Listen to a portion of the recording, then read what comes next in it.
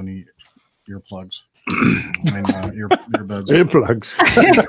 Jeff doesn't want to hear us tonight. That's fine. We know how it is. Come around you, so to speak. Is Jeff even listening to anything that I'm saying then? Probably Nope. not. Fine. I knew it.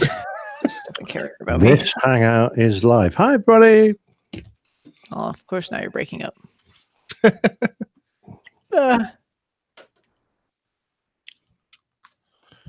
Is it me breaking up or you guys breaking up?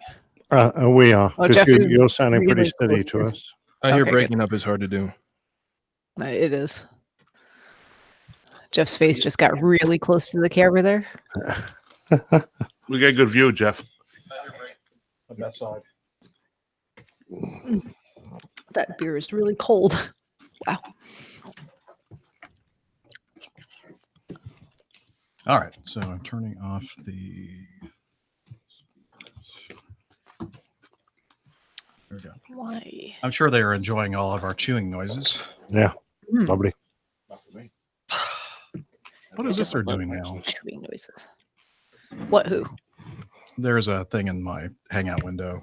This Hangout is live. Hangouts on Air is going away August 1st. For quick streaming, shoot. I was hoping that wasn't going to be. Yeah, we're going to lose Hangouts. Well, that's a bummer. Okay, so now I got to start working on what we're going to do instead. Probably Zoom. Okay. You got 2 weeks to figure it out, apparently. Yeah, I'm not doing anything in the next couple of weeks.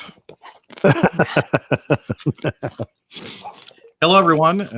Sorry, we're still kind of eating before we start the podcast. Hi, Pop, in Australia. Hi, I'm in Atlanta. No, we're all in the United Kingdom. I think you're lost, Yeah. sir. We all flew over the United Kingdom. Well, today. what did I spend the last 9 hours doing then? Passed out. That must have been it, Pop. This is good chicken. Looks good. Isn't it? I went out of my way to get it. Drove all the way to Memphis and brought it back. Mm, Of course, trust the foodie to get some good food. it was worth it. It's very tasty. It's actually not half bad. It's not. It's Yeah, it it's looks like you almost guys as good are as the really Memphis hating it the way you're just devouring Yeah. it every last Oh, little sorry. bit off the bone. So Dana says, so we're going to do, we're going to have anything to eat? And I said, yeah, I'll probably get like a pizza delivered or something like that. He goes, oh, that's not very healthy. Let's go do with so I got fried chicken. let's instead. go with fried chicken. Way healthier. Good job, Dana. I like it. I was originally going to suggest something like Thai food or something along those lines. But Eh. You know, this is Okay. way better We've got chicken and shrimp to put on the grill if it ever stops raining. tomorrow. It's still raining. Barry is here. Barry's not going away. This isn't Barry. This is just some stalled This front isn't that Barry. showed up this It's not even afternoon. close to being Barry. Well, it's it's part No. of the system. the Atlanta part. I'm still calling it part of Barry. It's still all part of the system because Yep. the storms are coming from the southwest to the northeast. So it is. No, in ours so are it's coming the from dispatcher. northwest to southeast right Well, now. You're different then. Yeah, I know. It's not Barry. Just say. We're talking about Atlanta, not you. Oh, Charlotte's irrelevant at this point. fine. We're all here. You're not. Yeah. Do you see what I have to put up with, folks? Do you see what I have to put up? I flew over Charlotte a little while ago. It didn't look Yeah. very nice. Thanks, Nick. I appreciate those kind words of how I live now. It was lovely when you flew over. Actually, it did not start raining until about 3:00. Oh, okay. 3:30. Right. 4:00, really. Yeah. Mhm. I'd live somewhere else if I were you. Like Atlanta. Yeah, with the rest of us. Yeah, where the weather's always All us lovely. boys in Atlanta. Pretty sure I was there a week ago, and it was hot. It's really nice. And Mike, Steaming. I require A beverage. yes. One beverage coming up. Thank you. Yeah, I'm going to display my. Well, Nick, have you ever visited Charlotte? No. I've seen it from the air. Beverage. I think I could win you over if you would come visit my house. That's an invitation I will take up. Thank you very much. Excellent. Can I swim in your lake?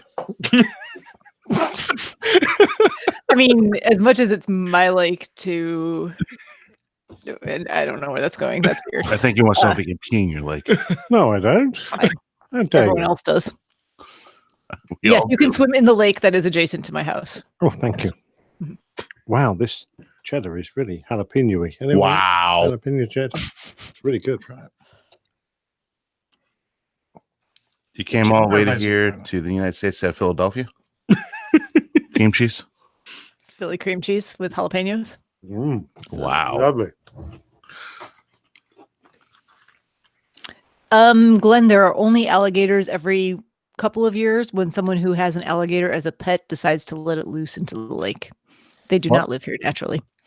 That has happened. Do you see there's one in Chicago? I'm not surprised. People are Yeah. idiots. One in the lake in Chicago they're trying to catch. Not that that's In no, Lake Michigan, it's not even warm enough for alligators. no, it's there. some lake in downtown. That poor alligator is probably just frozen. Yeah, it's just like in a good block of ice washing up on the 4 months of beach. the year. Yeah.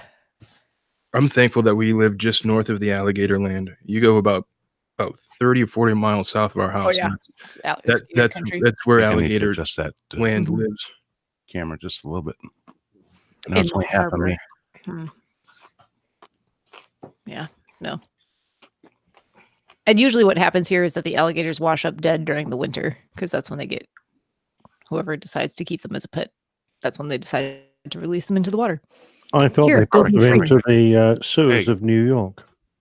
I'll just go Well, my that own run, Jeff. There we go. No, thank you.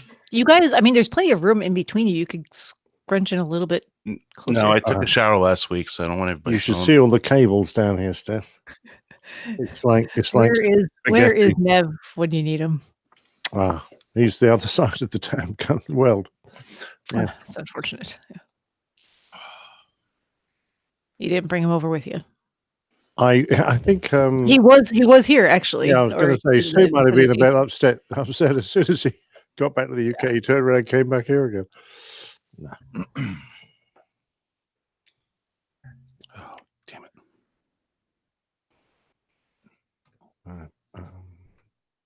Mhm. I've opened 4. Well, I'm ready whenever you guys are. Are you playing Just the saying.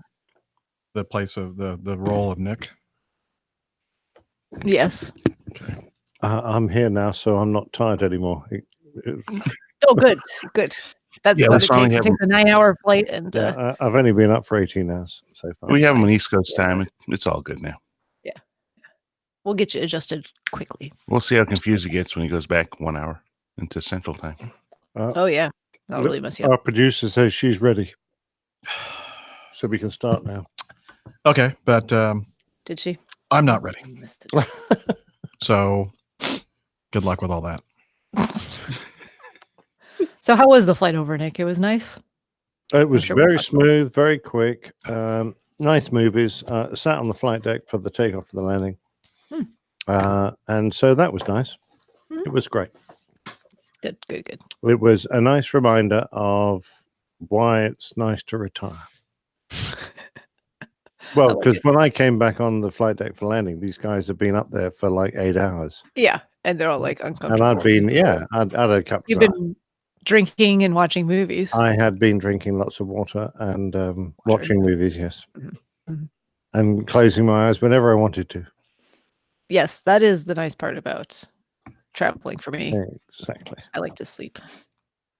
Even the flight I did home from Atlanta the other week, I slept for the entire thing, all 37 minutes of it. Well, actually, I was you probably asleep before we sleep with pushed the back from the gate. taxi.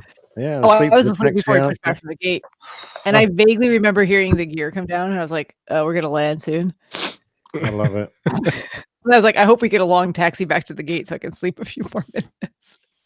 You know, when we used to do the really long Hong Kongs before we got permission to go through Russia and China, we'd have 4 pilots. And when I was doing the kind of middle bit, we'd get the last 2 hours in the bunk. And we were supposed to be up for landing. but Mhm. you were so fast asleep No chance. no chance. So the Yeah. thing that used to wake me up was when the boys put the thrust reversers in. I used to just roll off the bunk. Yeah, as you already Yeah. landed. Yeah, sure. Didn't Well, feel that part of it, but the thrust reversers. Yeah, Gotcha. well, it's just a deceleration because you just roll off the bunk onto the floor. Go, oh, right, okay. I guess we've Oh landed. god, I gotta get up now. Okay. Yeah, Okay. exactly. There's a guy I work with that commutes, and other people who commute as well go up to Minneapolis with him.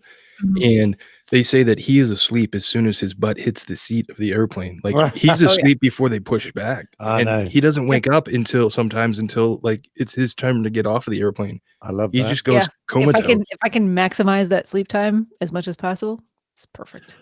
That's why we call our uniform the black pajamas. So you're just asleep up at the Well, you put the uniform on, you're instantly feeling tired. I go to Right. sleep as soon as my butt hits the seat too, I knew it. the whole way.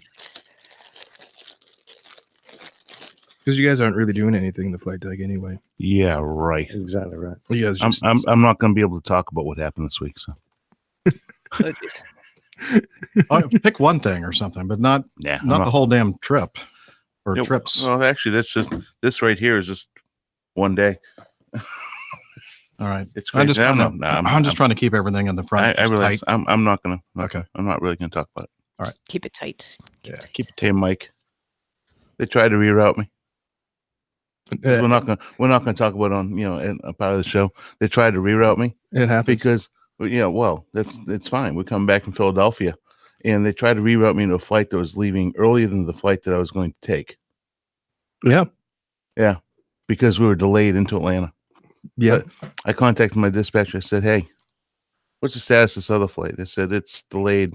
It's leaving 15 minutes after the flight that they rerouted you. I said, "Well, why don't they just put me back on the original flight? Because there's going to be a deadhead from Chicago to Newark with a 4-hour ride from LaGuardia over to Newark during rush hour."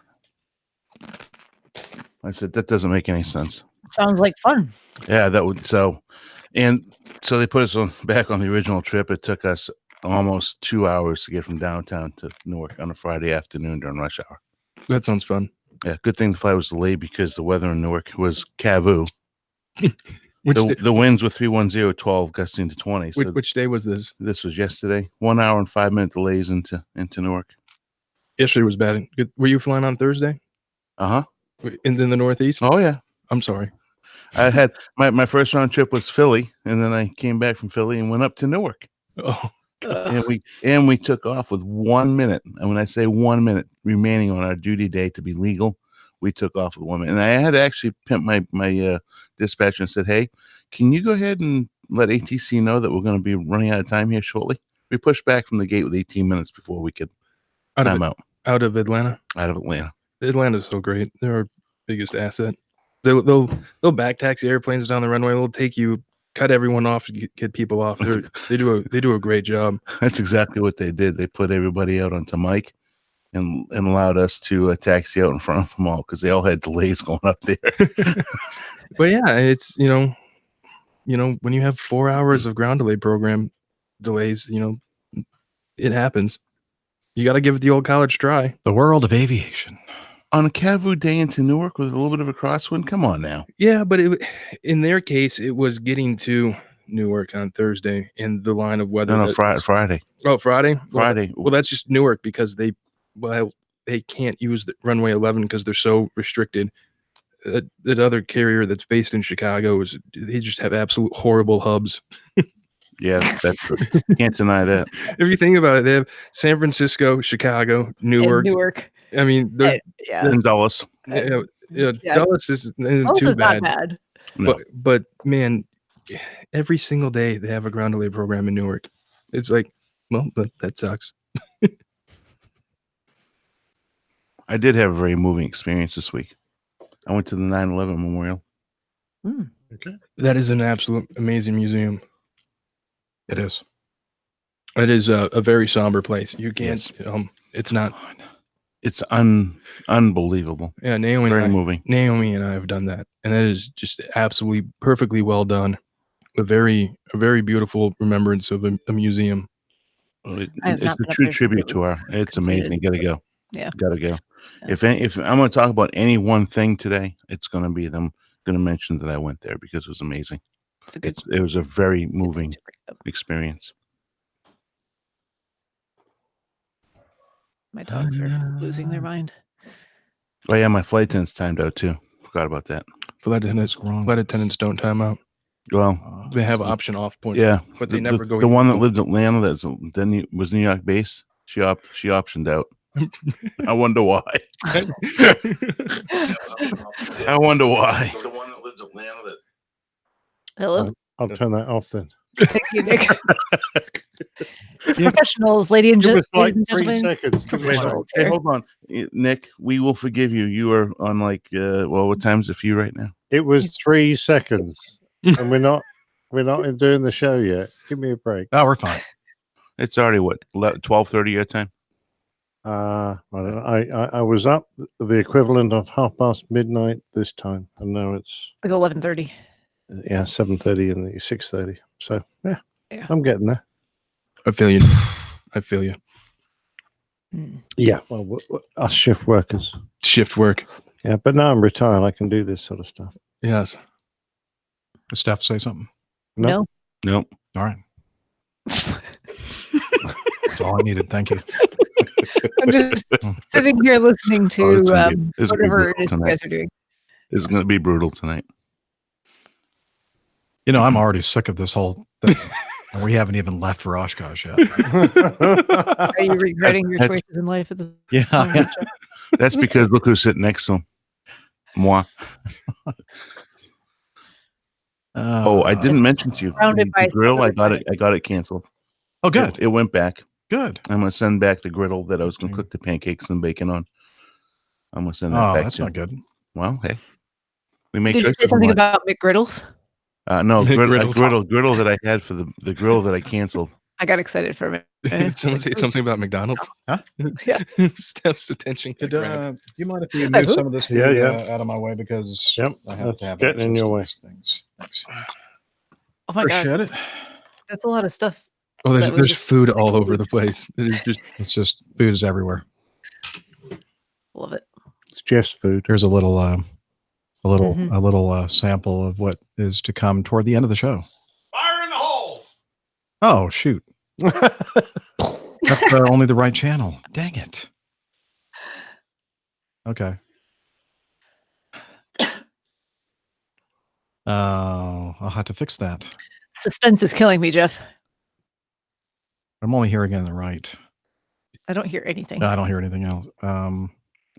Wait, you're not hearing. Let's see. No, I hear that. Okay. So how about this? I wouldn't go in there for a while, Captain. I got that's it. only the right side too. Yeah, I know. That's what I mean. For me, I'm just now. I'm just listening on mono, so it doesn't matter. I'm just now noticing that these are only recorded in the right channel for some reason. Maybe it's just the way they were recorded. Yeah. Thank you. Kind of seems obvious to me. Sorry. I have stereo over here. I don't know what's the matter with you guys. You know, I'm just trying to be helpful, Jeff. Just trying to be helpful. Thank you very much, Steph. You are very helpful. By the way, Yeah. never mind. I'll tell you later. Okay. Dang it. We're going to try. What I'm going to try to do here is make this as easy as possible for me to edit, and I'm just going to not do as much editing as I normally do. It's going to be as It's is. just going to be raw. It's going to be raw.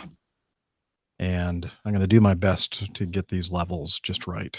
So there will be no I'll fix it in post No. today? Well, there will be minor fixing in Minimal post, fixing because in you know post. me, I have to do at least a little bit of and then I have to add in the outro anyway. So, so there will be, and I only have an afternoon to do this, get it all edited, because I don't want to mess with this once we are in the car on the way up to Lexington on Monday. Okay. Sounds good to me. Yeah. I can just imagine what your driving would be like if you were trying to Be edit all over at the the place. same time. Just imagine what your driving would be like if he's editing the podcast. So having purchased a new car today, these new cars have all these fancy like lane Lane- departure assist and Yeah, like, it'd oh my be god, you're gonna going hit the off car in 10 front of different you. We levels. need to Wait, you panic talked right about that. now. You talked about that in the last show. You didn't even know what it was in your Jeep. I don't have it in my Jeep, I know.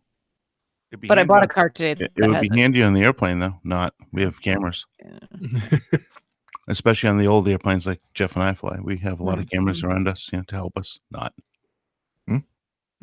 Okay. There's a lot of cameras watching your engines fail. Yeah, there are those. Yeah. amateur video hour. There.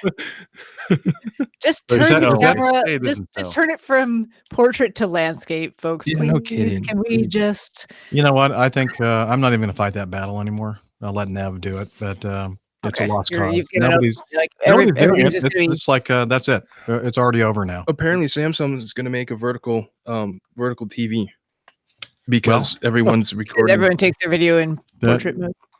Yeah, can you imagine watching full motion pictures in vertical? I guess No. we will. I don't know. Ugh. Okay. Let me hit the record button and see if we got anything here. Testing, 1, 2, 3. Here we go. Richard, I'm drinking Belvini Oh shoot. from Scotland, but it is in a American oak casked Scotch. American. American oak cask. American oak cask. Okay. Now all I have to do is set up channels, tracks for each Oh, that's of the microphones. We have a cooler with more beer, sir. Oh. You're okay. Thank you very much. I'm trying to hurry because all the drinking that's going on here, it's going to get. It's not going to pretty go well for actual. Well, it's going to get discussion on the okay for show. me though, because Yeah. this I can only have maybe one more and I'm done. Steph. Well, that's okay. Steph, Yes. Hi. I'm you're here. right over there on the right. I'm right here. No, that's Like, you over right there. there. I am here. He is using got your. fa- you He's got using facial your. hair. He's using your mixer channel. Well, he is a runner, so he has something in common with you. Okay, you are number 6. Oh, 4. I didn't realize I had my own mixer channel. That's Yes, you I do. feel Well, special now. when you're on this, you don't. But when you were in live, when we're in Oshkosh, you will. You're number 4. Apparently. You're number 4. I'm number 3. I see where I stand in the order Hey, of things. you're That's fine. you're second in line. I'm number 3. The number Oh. 1 and 2 positions are high Z. Ah, And you have to know something about mixers and, Yeah, I don't know what that instrument inputs. What it means is we can't use number 1 and 2. We have to start with number 3. So the 3 is number 1, 4 is I'm number 2. 3 and 4 is number So you're 2. saying I'm number 2. Yes, you're number 2. And in so many ways. Yeah. Just Okay, Mike, tap your mic. And when I say that, I mean microphone. Just to be clear. Thank you. Oh, and now he's tapping his. Here, I'm tapping my mic. Okay, got you. And let's see here. Let's. Can I tap my mic? That's sweet. Don't do that anymore. Hey, Rick Bell, this is Lion Creek Brewing Company's First Crush is what we're drinking. Lion Creek is a It's really good. local brewery. They've been around for Next less than a is year. fun. August 3rd is their 1 See year what I did? anniversary. Good stuff. Oh, nice. Down there in Peachtree. It's good stuff. I had some for the Independence Day treaty. What do you Happy call it? Treason Day. Treason Day holiday. Yes. We like Treason Day. Smile, guys. we like it a lot. I know. Hey, look, another vertical picture. Yeah, there you go. And everybody looks alike. Oh, What the else? daggers that made it shoot at my great owl.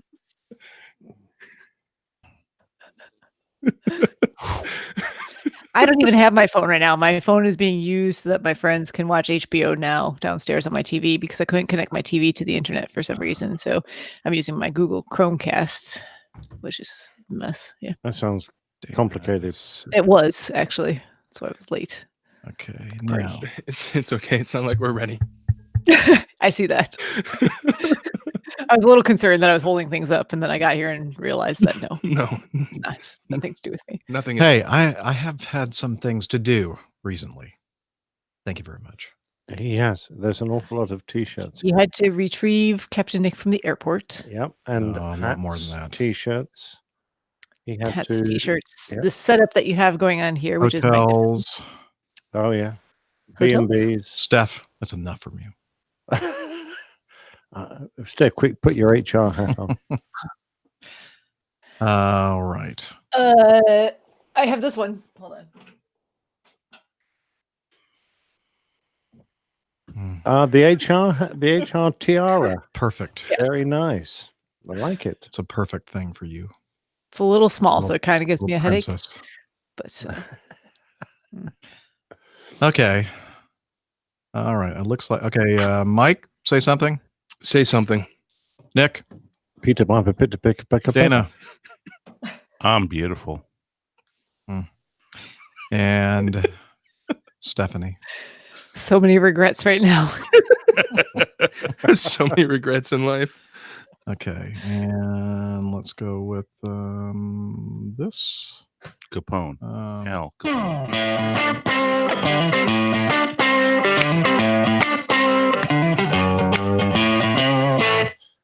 Very nice. And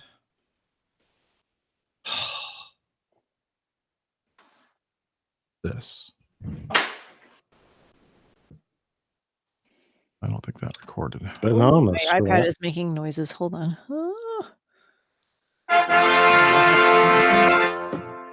Okay.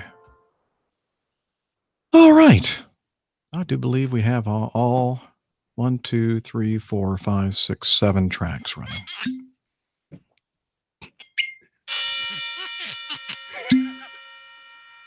Okay. Let me get Dana's mic muted. I can mute it myself. See? But that's good. And I can mute it too. See right there? This button right So here? now you're double muted. This button that I can hit right there. Yeah, don't touch it. Okay. All right, Cap. Stop pushing Jeff's buttons. Yes. No pun intended. All right. Are we ready? I am. I've been waiting for you guys all this time. Uh-huh. All right. Let me pull up Evernote. All right. By the way, we have this big screen TV behind the camera, and we can see Steph, we can see the Hangout, and we can see a very large window over there that has the chat room in it. So I think That's very cool. working out pretty slickly. Very cool. It's working very well. Sickly? Why did I Slickly. even bring Oh, bother bringing a slickly. computer? An L in there. And sickly. I yeah. missed the L. Are you bringing this to Oshkosh? I was just going to No. ask you bring this at No. gosh. But I they think it do. would be a lovely setup for the RV. There are 6 TVs in this RV, and I think 3 of them are big screens. So I guess sort of we're bringing a screen there. Mm. All right. Let's see. Only 6. Only 6. Hmm. Seems inadequate, doesn't it? That's a little. We don't need to do this anymore. Or that. We don't need to do this. What the hell? That's kind of like the picture I got from Steph this morning.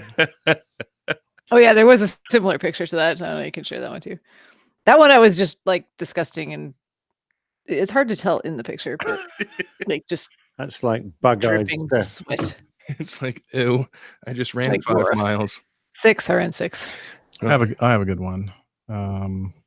Get a text. He's like, "How did you run 6 miles already? It's like 6 a.m." It's like, yeah, I know. I was drinking bourbon or Canadian whiskey, so I was good. It's 6 in the morning. I was drinking. You know, Well, I mean, it was after work. It's fine. that's what happens when you get off of work.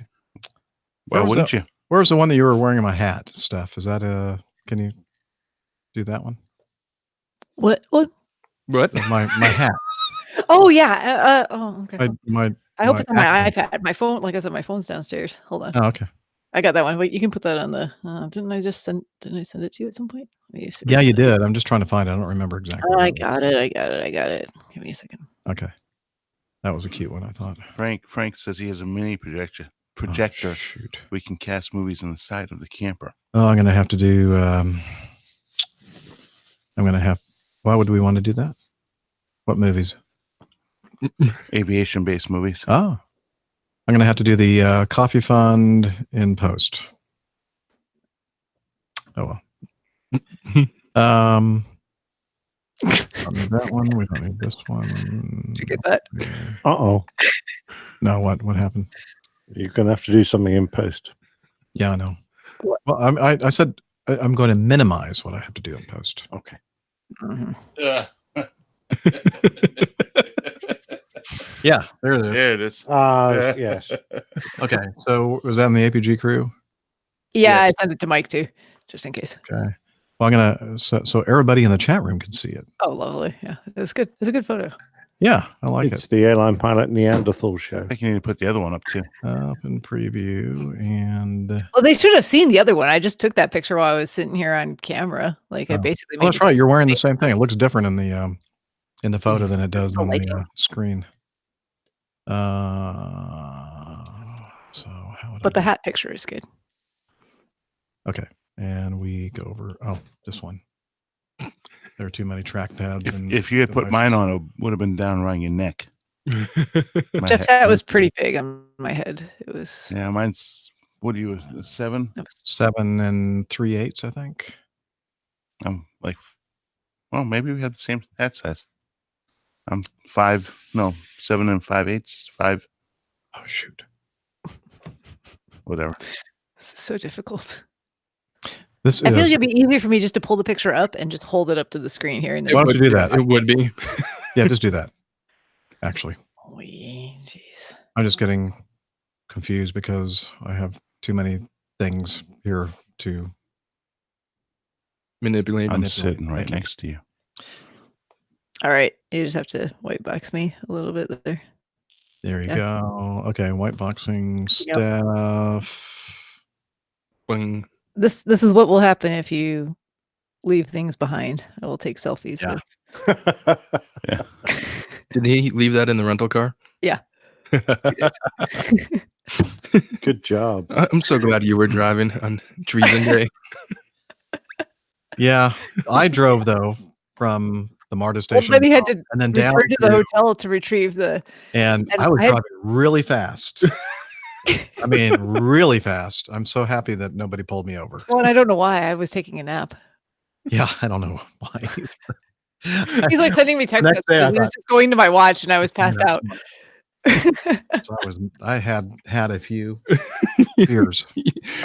I told Naomi, I'm like, oh, there's no way we'll go through a case of IPA in the thing. I'm like, I think we have enough beer. I mean, it's only like 3 or 4 of us. Yeah, Yeah. boy, Yeah. boy, did we You go failed through, to consider which 3 or 4 of us would be consuming those IPAs. boy, did we crush that beer. We nailed it. Nailed it. WAPG. It's the Airline Pilot Guy. Airline Pilot Guy, episode 383. Yeah, he's up in the sky. Wait a minute. Should I ask if you have your recorder recording? It's a good question because I do not. Okay. No way. Take 2. Not that it's Going going to make now. any difference at all, Going now. really, Got it. because I'm probably not going to use it anyway. Yeah, that's fine. Let me make sure I have mine going there. I do. Okay. Here we go again. That was rehearsal. WAPG. It's the Airline Pilot Guy. Airline Pilot Guy, episode 383. Yeah, he's up in the sky.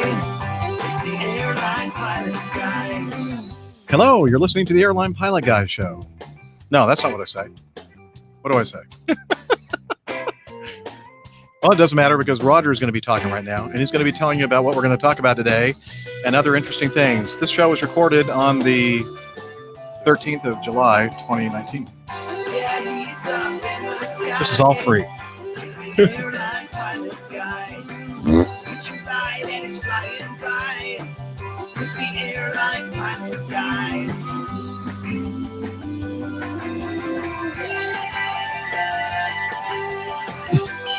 Okay, I see.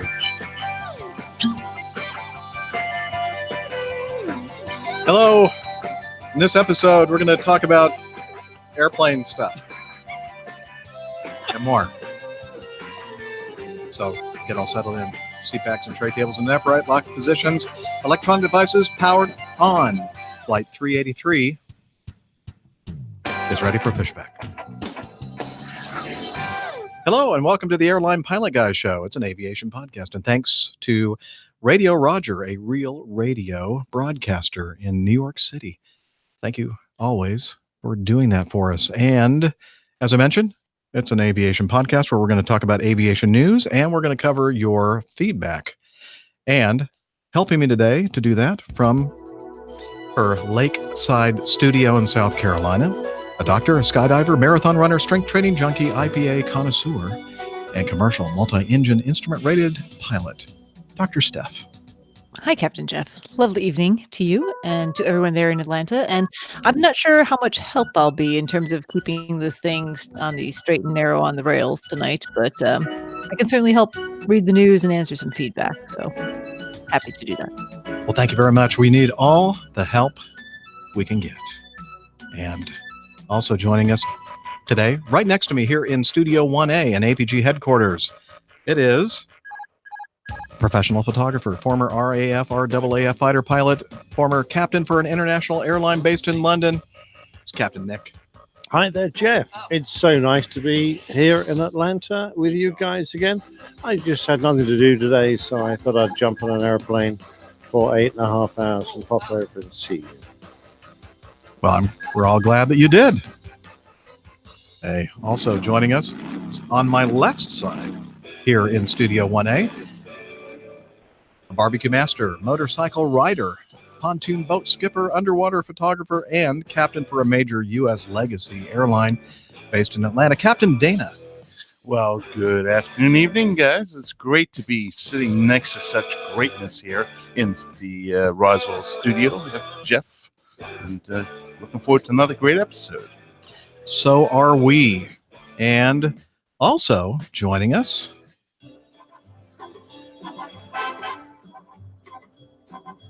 oh, yeah. Come on, everybody, sing along. This gentleman has his host of his own podcast called Flying and Life. He is a professional airline dispatcher. He's a pilot as well. His name, everybody knows him, Mike Carrolls.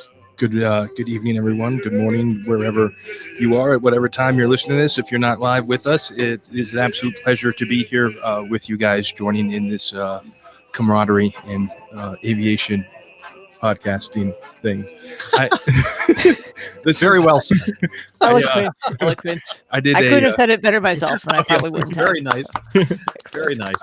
This is the second podcast of the day. I actually recorded one of my own this morning. Oh, you did? So look at you. It was fun. Woohoo. I haven't recorded an episode since April, so it was kind of nice. Yeah, I noticed. Yeah, so did I. And I'm like, oh, I should probably do this whole podcast thing I have going on here. Yeah, I might as well. Ah. Hey, so if you're listening to the audio only version of the show, which is most of you out there, it will be a little bit different than it normally is. I usually spend a lot of time, like tightening things up and cutting things that we say that are kind of stupid out. That's why it's such a shorter show than our video, where you can see all of our mistakes. But you know what? We are leaving for Nick and I are going to leave Monday morning for eventually Dayton, Ohio, and seeing the U.S. Air Force Museum, etc. We're going to talk about that in a moment. But I only have basically tomorrow afternoon because Nick and I are going to be watching the Grand Prix, the British Grand Prix tomorrow. So until all that is done, I'm only going to have a short amount of time to do the editing of this for the audio only version. So it's going to be a little bit different because it's going to be more raw than it normally is. I'm going to do minimal editing. And so we'll see how you like it or dislike it, as the case may be. So just wanted to warn you all about that. And let's see, what else? So as I mentioned, Captain Nick just got into town, flew all the way from London to here. And he's been up for quite some time, haven't you? Yeah, the time here would have been midnight when I got up, and it's now coming up to 7 o'clock. So, yeah, it's okay. It's just like a normal airline pilot job, really. Yeah. For you. Yeah. Are your arms tired? You flew all the way here from Flying London. all the way over here? I'm particularly Flapping? doing 8-2 over the Atlantic. It takes a lot of flapping. I'm sure it does. I actually I just finished work last night about that time when you were getting up. I was thinking about you. Delayed reaction rim shot. It was a lovely trip over. The airline looked after me very nicely. The word got out that I hadn't had a last trip, and people were making a special effort to try and make sure I got on the flight and came across okay. So I had a very nice time. The skipper was an old friend of mine who has been promoted since I used to fly with him because he was sitting in the right-hand seat then. And he looked after me extremely well, as did the rest of the crew. So many thanks to them, if any of them are listening. Absolutely lovely. Thank you very much indeed. I was well and truly pampered, and I really enjoyed it. Thank you very much. Well, this is just starting. This is day one of, I don't know, at least 14, 15, 16 days that you're going to be here. Yeah, I haven't it's counted them out. almost 3 weeks, but not quite. Yeah. So, yeah, tomorrow, as I mentioned, we're going to see the Grand Prix. And then Monday morning, we're going to drive from here up to Dayton, Ohio to see the U.S. Air Force Museum. And on the way, we're going to stop in Lexington, Kentucky to visit where they make the bourbon. the very large donkey. Damn, I thought we were going to see the Kentucky bourbon being made. I was going to No. say you can skip over that now because it burnt down. What, the big ass? One of them did. Yeah, Jim Beam. What? Jim Beam. Yeah, Jim Oh Beam. God, really? Mhm. Yeah. Yep. It flooded the river. All the fish are drunk, jumping out there. Wow. Out of the river, drunk. He must have loved it. Yeah. No, we're going to see some big asses tomorrow. Well, some Fans, yes, I think. fans. Fans. Oh, okay. And we're not talking about fans of the show. And Maybe. we've never No. referred to you that way. Your fans. But we are going to see some fans of the show when we arrive in Dayton. But I'm not sure Separately about their from the physiological. from their posterior. Yeah, I'm not sure about their Barrier. physiological makeup. I really can't say anything about that. But yeah, we're gonna we are looking forward to it. And I really have not had that much to drink. We're Yeah. licking these big asses. Oh my goodness. You're going to be, wow, maybe I am going to have to do a lot of post editing. They're purposely making it difficult for me, I can see. I didn't say one word. Thank you. We're just Yeah. gonna slip some Let's keep little it that way. yeah. Okay. So, well, we'll talk more about our adventures. But first, I want to ask Miss Stephanie what she has been up to. When did we do this last? Last Friday evening. week ago, Friday. okay. So a little bit Okay. more than a week ago. So I had a very relaxing weekend last weekend. Spent a lot of time on the lake and not doing a whole lot of anything, which was very nice. Did some indoor skydiving this week, 2 days ago, which was a lot of fun as well. Couple of actually several ladies who are very big into skydiving. We all got together and had a good time trying to improve on our skills in the tunnel. So that's about the only flying kind of related thing that I did. And yeah, it's been a quiet week. Work was not terribly busy or crazy. I did a lot of running, and that about sums it up for me. And I want everybody to know that's listening to this podcast, because I'm not editing it out, I accidentally muted everybody, including you, Steph. So there are a few words in there that are missing. So, I will sum up real sorry. quick. Indoor Yeah. skydiving, running, lake time. Okay. Work was fine. well, then done. why didn't you do it that way to begin with? Just I kidding. don't know. I'm I just had to get my thoughts together before I could sum up. Okay. okay. Well, that was a good summary. Thank you. Yeah, you're welcome. You can tell that she does lectures and speeches and conferences, Mhm. so to speak. Thank you, Steph. Great that you're. I wish that you could be here with us live. Yeah, that's really what I'm feel like I'm missing out at in the moment here. Yeah, but you know, what? Slacker. next week, right? Yeah, a week from today. Is today Saturday? Yes, a week from Yeah. today. At this time, I will be in Oshkosh with some of you. Excellent. So At we look least forward to Jeff seeing you, and and then we're going to do a show at Oshkosh, and we'll all be together. Mhm. I'm Excellent. looking forward to that. It's going to be a good trip. I'm hoping there might be just some additional fun details that come together about that trip for me. So if that happens, I will certainly fill you all in on it, and maybe even do a crew log, because I haven't done one of those in, What? I don't know, like 3 years. I've heard this before. It's not going to happen. I felt like maybe Yeah. if I said that I might do one, then maybe I will actually be more likely to do it. If anything, Just- I'll that corner you with Oshkosh with a microphone. Yeah, and that's fine. That's I'll probably make you do better. it that And way. we can release it as a crew log that way Hey, too. by the way, Hmm. for those of you who are patrons via Patreon, it is going to be good times because Nick and I are planning on doing a bunch of crew logs.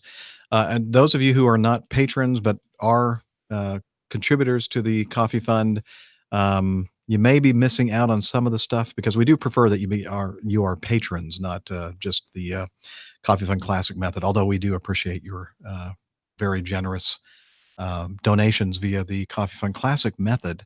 And we'll do our best to get those crew logs to you as well and get them in the feed. But we may be doing some videos, and I'm not sure how to get that in the general RSS feed. So I think you have to be on Patreon to see some of those. But anyway, we're planning on doing a bunch of stuff. So some of you out there who have been thinking about maybe becoming part of our Coffee Fund cadre, Coffee Fund Club, Coffee Bar Club, whatever Nick calls it. Yeah, this might be a good time to pull the trigger on it because there's going to be a lot of extra content between now and the next couple of weeks. Absolutely, yeah. We're going to be filming all sorts of aspects of our journey, all the people we meet en route, all the places we go. And so if you really love watching tarmac drift past a car window for hour upon hour upon hour, Hey, This will I be would just like to channel speak for you. for several of us who are either former or current residents of the Chicagoland area. We would like to see video of y'all driving this RV through Chicagoland at some point. Absolutely. I Yeah. would love to see a live recording from the trip Yeah, from yeah. Manuka. Yeah, we want to Mokina or it Moni- over every which single town are you? bridge Mokina? in the middle of Chicago. And all those bridges over the river, we're going to go up and down every single one. in All our 29 of them? Yep. What? Yep. Good. That's not right. That's not true. I'm gonna try, I'm gonna If try you to get if you would like Chicago to overnight. know I've taken a look at it, and I think I have come up with the route that I would take if it were me driving the RV.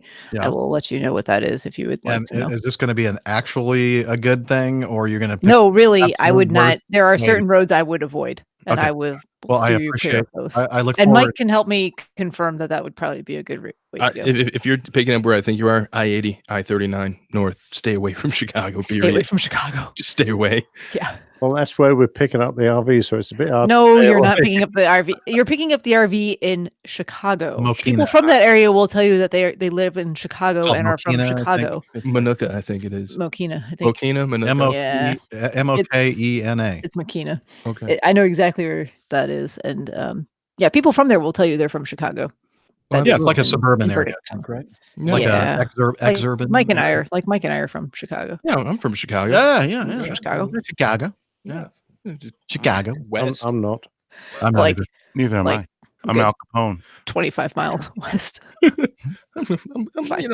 still in the crust of Chicago. Yeah. We're Well, I am hanging looking- on. I'm looking forward to your brilliant ideas because we need all the help we can get. Yeah, we'll help you out. Don't worry.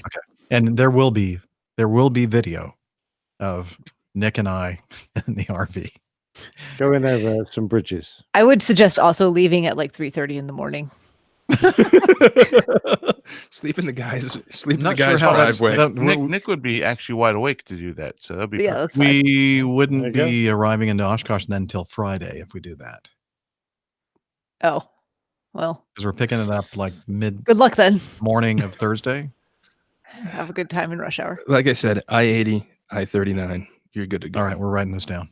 I-80. It's completely out of the way, 39. but it'll be better for you. No, that's fine. Route Can I say 39? I'm a bit jealous? Why? Because you guys are gonna have such a great time. Well, come with us. Well, I wish I could. Oh. I'm out there slaving away. You're not looking very well. Dana. Colin's sick. Nobody's watching.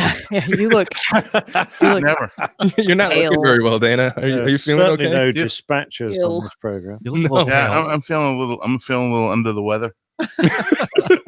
we can see it already. Yeah. Yeah, but I mean, Jeff doesn't have room in his vehicle for me, and I take up a lot of room. If you haven't noticed, It's an I'm RV. actually- we're looking at the video screen right here, and I'm taking up about half of the video screen. Dana. I'm taking up the other Hop a half. flight since they're to in the hop a middle. flight to they're like two peanut butter. They're like the peanut butter and jelly in the sandwich. hop a flight to Midway, and Yeah. then you'll basically be there. It's fine.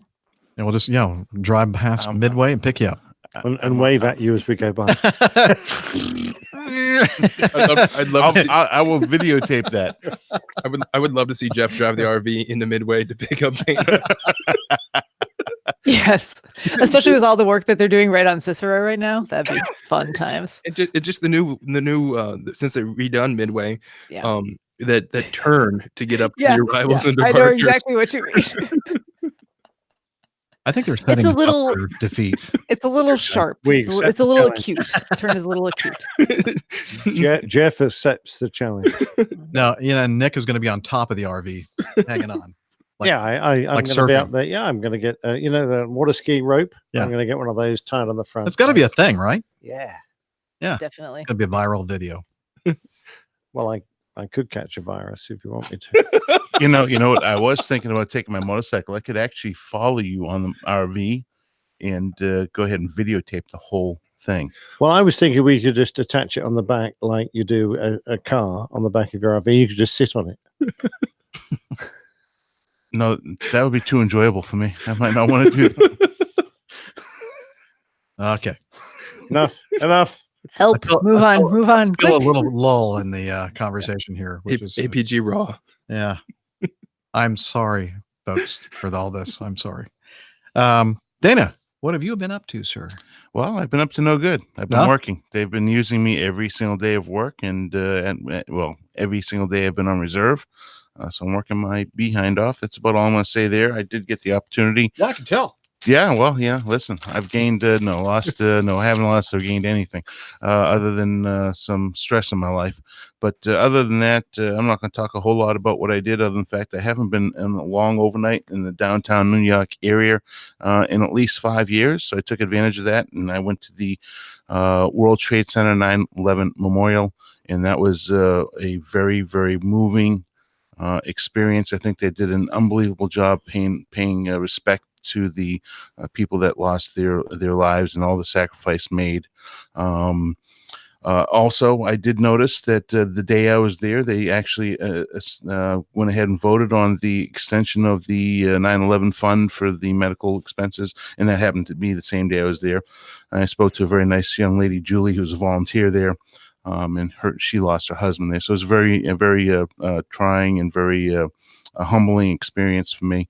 Only one other time have I ever felt so deeply moved, and that was when I went to the Holocaust Museum in Washington, D.C.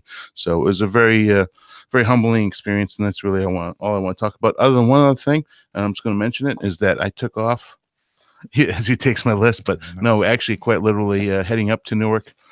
Because of all the delays heading up into New York area with a very, very large storm system that came across the eastern United States with a lot of thunderstorms pretty much paralyzing the Northeast. I took off with exactly 1 minute left in my duty day to be able to actually fly the flight. So thank God we were in talking to dispatch, who coordinated the air traffic control to get thank you, dispatcher Mike, by the way, to get us off the ground so that we get everybody up there, because we worked really hard to get them up, everything done in time to get us airborne. So Speaking of the 9/11 funding, what was that bill called that you were just well, anyway, it doesn't matter. So nice to see Jon Stewart. yes, That was an very amazing- vocal advocate of that. That was an amazing video. I'm not sure, maybe it would have passed anyway, but I think having somebody like Jon Stewart, really putting it out there and basically, telling Congress you need to, get off your butts and make this a permanent thing. well, and I think a very big impact was that police officer, the sergeant that was there that just recently passed. Yeah, that on. was another. I'm forgetting his name, and forgive me for that because I'm terrible with names. But I keep watching. Bob, you just got to practice. Yeah, Bob. Neil and Bob. No. So, anyways, it was a very emotionally charged day for me. Well, thanks for That sharing. day will never be forgotten by me. That Flight 93 memorial in Pennsylvania is also you need to Shanksville. you need to go to that. Yeah. Sometimes it's very That's the Very only one. moving. That's the only one I've not been to. The Pentagon has an amazing area spread as well, but that 9/11 museum down in New York, Lower Manhattan, is I'm getting goosebumps now just even thinking about it. Just it's very powerful, very, very well done museum. It is absolutely, absolutely amazing. And if you're ever in New York, give yourself the 4 or 5 hours, get down to Lower Manhattan, go and do it. It's worth the time ever completely. Excellent. All right. Mike, what have you been doing since we've had you last on the show? I have been. Oh my Crap. God! Just gonna When have to was lose that? me. Oh, when was that? Lately, Uh-oh. Did they just hang up? Is anyone else here? Did I leave? What happened?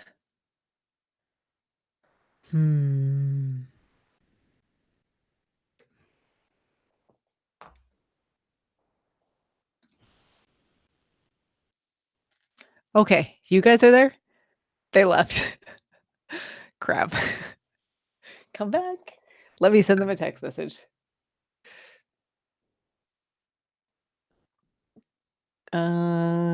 Y'all disappeared. Yeah, it's just me now. Sorry, it's not going to be very interesting until they return. I don't know if they can return. I'll just wait here to see what happens. In the meantime, I'm just going to have a sip of my beverage. It's my favorite, par 4. Nice session IPA. I have not even gotten a text message from them yet, so I'm not sure if they've realized that they've dropped off. Or, oh, thunderstorm. Yeah.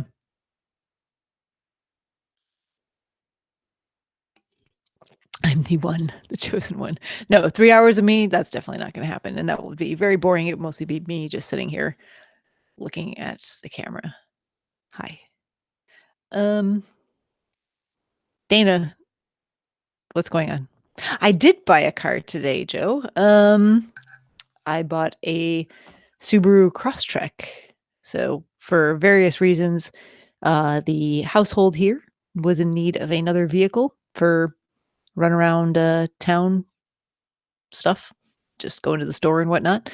And the previous vehicle was kind of on its last legs, its last wheels. So we made the decision to trade that one in and go for something a little newer. And actually, Micah, this is our 4th Subaru. So yeah, this is the first one that I have owned outright. It is actually my car. But my family has owned several Subarus in the past. So Thanks, Dana. hey, Hey, we're back. what happened there? power surge. Power surge, lovely. Will The- thigh do? Thigh works. Just give me some food. I don't care. So how are you, Steph? Oh, I'm lovely. I was just telling them about my new car. Oh, right. Okay. Your blue car. Which My is not a other Jeep. new blue, my other blue car. Yes. Thank you. Yeah, I still have the Jeep, Micah. That's still my car, so don't worry. I can still get stuck in the rain with the top down. That has not changed. Steph will The still be out. Subaru is not still- is not really so much my car to drive around, but it is my car. Steph will be out driving topless again soon. Don't worry, Yeah, folks. it'll work. It'll Mhm. happen. Mhm. It's one of my favorite things to do. What? Just saying. What am I missing? Steph driving topless. That's Oh. all. Guys, you want Mike? Yeah. you want any potato salad or mac and Do you cheese? did you just procure more fried chicken? Yep. No, Like, Dana. I'm so some. hungry right now. I think Dana bought the restaurant. Okay. Mhm. And you want to pass these back on over? Have we actually done anything resembling a show yet? I don't No. know. No. No. Okay. Good. Good. I'm not quite sure why the food break happened, but I'm very pleased. I'm so hungry. Liz, right? Like, I'm super hungry. Just watching this feast going on in front of us. Any of the other two, I'll take it. I don't know. You know, I don't probably even know if we can cook yet because I think it's still raining. Like we're supposed to be grilling tonight. You should be clear of storms. Are we? Looking at the CoSpa. All right. All right. CoSpa, great product by CoSpa. MIT and Lincoln Labs. It's It's a tool that we use at work where it projects and predicts the weather out for 8 hours. I just look at a ForeFlight. Yeah, it's a great tool for air traffic management. So when ATC says, "Oh yeah, we don't want to do Nope, anything," it and we is there's still this green blob. Well, it's green though. Green's Green's good. Green, Yeah, go. Green is means go. grass. Yeah, it's fine for driving or flying your airplane in. For grilling, Green for grill. I don't understand the problem. it does He look makes a good point. significantly better than it did earlier, though. Yeah. It's moving in the right direction. Goodbye. Sounds good. All right. Where'd we get to?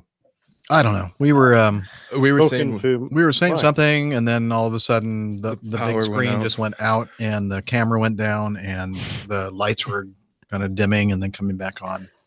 So we didn't I don't- lose power completely, though. I don't know what we were talking about, to be honest. I've forgotten. I don't know. Jeff had just asked me what I've been up to since I was Oh, last that's on the right. show. He Wait, did. Mike He did. Kuiper says We're Get a- going green. going green because of the green on Steph's phone. Very good, Mike. Good spot. Excellent. Take care of the earth. He's definitely has APG syndrome. Yeah, He does. Yeah, he's aware. you guys have some. This is your weather right now. By the way, I haven't Green. thanked Right. Larry. Say Gregory something. yet. Going green. Steph, so we can see it. This is your weather here. We're You gonna have take green care blob of too. the earth. Yeah, so green shouldn't cause a Green. power issue. It's not. It's like Roswell is right here. It's that like really light green. Yeah, but space. I think it's the yellow stuff that kind of went through. Mm. It was looking at the radar over here. It was pretty Wow, you got quite a plate there, Mike. That's what you said level 5, level 6 storm. for the guy that just said, I just ate, so I'm not really hungry. That's a level 5 or level 6 plate over there. Don't worry, I'm gonna run it off probably tomorrow or Hmm. Monday. So don't worry. Oh, I'm not worried. I'm so proud of you, man. I love it. Good for you, running like you are. Yes. Yeah. Yeah. I've been doing the same thing. I'm not. Oh, funny, we really didn't see you that morning of. Well, I don't July like 4th. to. I don't want to. I don't like to brag. I don't like to brag, but he started in wave Z. As in he all was the still way in the back. sleeping. As in the. I was probably still sleeping when Steph crossed the finish line. I hadn't even started the race when Steph crossed the finish line. It's true. That's true. Okay. That's true. Okay, let's see. Are we still recording over here? Yes, we are. Look at that. Okay. It's turning out that this is going to be the most intensive post editing that I'm Ever. ever going to have to experience. Yeah, in my I'm going to life. be watching the race, and you're going to be editing. I'm not going to start until after the race. Guarantee. Okay. So we were talking about what? I You were was giving asking an Mike what update. he was Oh, up Mike. to. So here we go. So Mike, what have you been up to since the last time that you were on the APG? Well, Jeff, even a 3-hour show won't even give me enough time to update on that. Okay, then we'll just skip it and move on to no. Go ahead. But lately, the lovely Dr. Steph is a very motivating person in her example of fitness and health. And so lately I have been, I don't know what's wrong with you guys. Maybe you're immune or something like that. But I've been Fitness, health, and IPA. getting dirty looks over here. You talking to me? I I know you're not talking to me. But Well, I think Nick and I have an excuse. We're old people, and we're over Very 60, old. and it's very dangerous to engage in any kind of It- rigorous activity like Yeah, you should check with your doctor before you do that. that. I did, and he said, "Jeff, don't do it." Don't do that. Yes. Well, Yes. turns out Mike and I are fairly competitive people. yes, we are. We're very, I'm not competitive at all. we're very competitive. Steph is fun to have on as an Apple Watch competition against her. She is very competitive, and I'm losing, by the way, um, in not- the long run. Right. Yeah, you'll probably tie again this week. But I've decided to run the Chicago Marathon. She's helped me do it. I ran the Peachtree Road Race, and I've been getting out there and running. And it feels nice. It feels good to actually take the time to go out and run. Did 9.7 miles this week at one time. Felt it a little bad the couple of days later, but all healed up now, ready to go hit the road again. It's good. It's fun times. Love it. You've been doing awesome. Super proud of you. Yeah, I saw that Peachtree City Tour of night. Peachtree City, yeah, it's a great area. I think it's the only flat spot in the Atlanta area. It's a very flat area, not many hills at all, very gradual inclines, if there is any at all. And it's probably where I'll do most of my training for Chicago, because Chicago is a very Pancake flat. flat. Marathon, which is the reason why I chose Chicago, because Just watch out for Mount Roosevelt at the end there. You'll be fine. Oh, joy. So sounds I understand. I heard in the news they were talking about somebody running on the golf courses, and was that you? No. Okay. You were No, kinda- no, but I can assure you, if I was running, I'd be on national news. Might even be worldwide news. Earthquakes? Because they'll be registering earthquakes all over the place. Oh man. Okay, We're a love show. This we is are. great. So much love. So much love. Love Shack. Okay. That's Caddyshack is the one you're thinking of. Love, exciting and new. Come Wait, aboard. do I have something here that I can play that has something to do with love? That's not funny. That's definitely Good love. choice, Jeff. Let's see. What have you been up to, Jeff? Have we covered everybody else? All Yes. except you, yeah. Yeah. Oh. You Nothing. asked us I to haven't keep been it doing brief, and we kept it. Okay. Yeah. How far are we into this? Liz, do you have any idea where we are on the time frame here? I have no idea. Been just busy doing. I did fly a 3-day trip, Monday, Tuesday, Wednesday. Nothing spectacular about that, and been doing a lot of stuff, getting prepared for our big Osh Blast 2019, and that includes our pre-Osh Blast 2019 party celebration, which happens Monday. And as I mentioned already a few times, I think we're going to drive from Atlanta to Lexington, stop there and see Greg Peterson at the Big Ass Fans Company. And then we're going to continue up to Dayton, and we're going to meet up with a bunch of great folks up there in the Dayton area for dinner. Let's see. I'm probably going to forget somebody, but Paul is going to be there. He's driving in from the Youngstown area, I think, or maybe Pittsburgh or somewhere like that. We have Major Bell is going to be there. He's there for simulators this next week. And in fact, Nick and I are going to go into a C-17 simulator. It's a stick, Nick. Tuesday. It's a stick. Oh, I great. saw one Oh, fly no, overhead really, though. today It's- when I was driving home from It's a stick. That's other like my things, but- favorite military bird. Yeah, C-17. I'm so really jealous cool now. airplane. Yeah. You're not looking very well, Dana. Yeah, you look really under the weather. Just really bad. green. Under the weather. And then we're going to go to the U.S. Air Force Museum. Oh, let's Yes. see. I mentioned, let's see, we have Rick Bell, we got Paul. Jen is going to be there on Tuesday to meet up with us at the U.S. Air Force Museum. Tom Dugan, Dispatcher Tom, is going to head up from Atlanta, and he's going to be there also on Tuesday. And we're going to be doing dinner Tuesday night and get to meet Tom's mom. Hello, Tom's mom. Look forward to meeting you. And who else? Stephen Ivy. Stephen Ivy is going to be there. Wow. Yeah. Oh, brilliant. I'm sure there are others that I'm forgetting. I'm sorry if I've forgotten somebody. There is a lot more room in my truck. We could take all three of us in, all the equipment and everything else, and still have room left over. But you, You're going to be so ill, you're though. going to be. How will yeah, you ever I'll manage? be Ellen. You're going to be too sick to drive. to though. drive. Anyway, then Wednesday morning we're going to leave from Dayton, Ohio, and head out over toward Mokina, Chicago area, Mokina, Illinois, and we got a bed and breakfast there, and we're going to perhaps maybe meet up with Controller Joe. I'm not sure about that yet, but he's working that night, so That'd be cool. we're not sure how that's going to work out. And then next day, yes, sir. Mike Smith. Mike Smith. Just emailed us saying that he's going to meet us at the Air Force Museum. Oh, okay. Mike Smith. He's flying his Sonics from Boston Oh, to Ohio. And wow. we'll be at the Air Force Museum on Monday and Tuesday. Wednesday morning, he flies to Wisconsin. To his What's lake- going on in Wisconsin? He's going to his lake house. Oh, and I think probably Oshkosh. Is his lake Then, on weather the lake permitting, there? I'll be in a pop-up camper, whatever one of those is, in Camp Shola. Oh, that's where we're going to be. Camp Shell. Pop-up camper? Yeah, pop up. Yeah. You're not familiar? You don't have those in England? It's a Well, we have a tent. it's a No. trailer that's very Trailer. skinny, and then when you park it at the campsite, it pops up into a It's like a trailer with a tent on a trailer. yeah. Okay, I've heard of those. It's a How many PSI do you need to make it pop? 35. Okay, that's good. Captain Al needs to be around. He can generate 35 PSI. Oh, no easy. trouble at all. Yeah. So, well, Mike Smith, great. Thank you for pointing that out, sir. Nice. It just arrived. Brilliant. Oh, look at that. Timely. Talking about very timely. Yeah. Timely feedback. Isn't that what they do at opposing bases? I think so. Timely feedback. Timely. Well, I wonder why they do that. Is Uh, it because our feedback's not very timely at all? I don't Well, know. it is timely. It's just that it takes us a long time to get around It's very, to. it takes us a long timely Very for our good. feedback. Okay. Well, great. Look forward to meeting you, Mike, in the Sonics.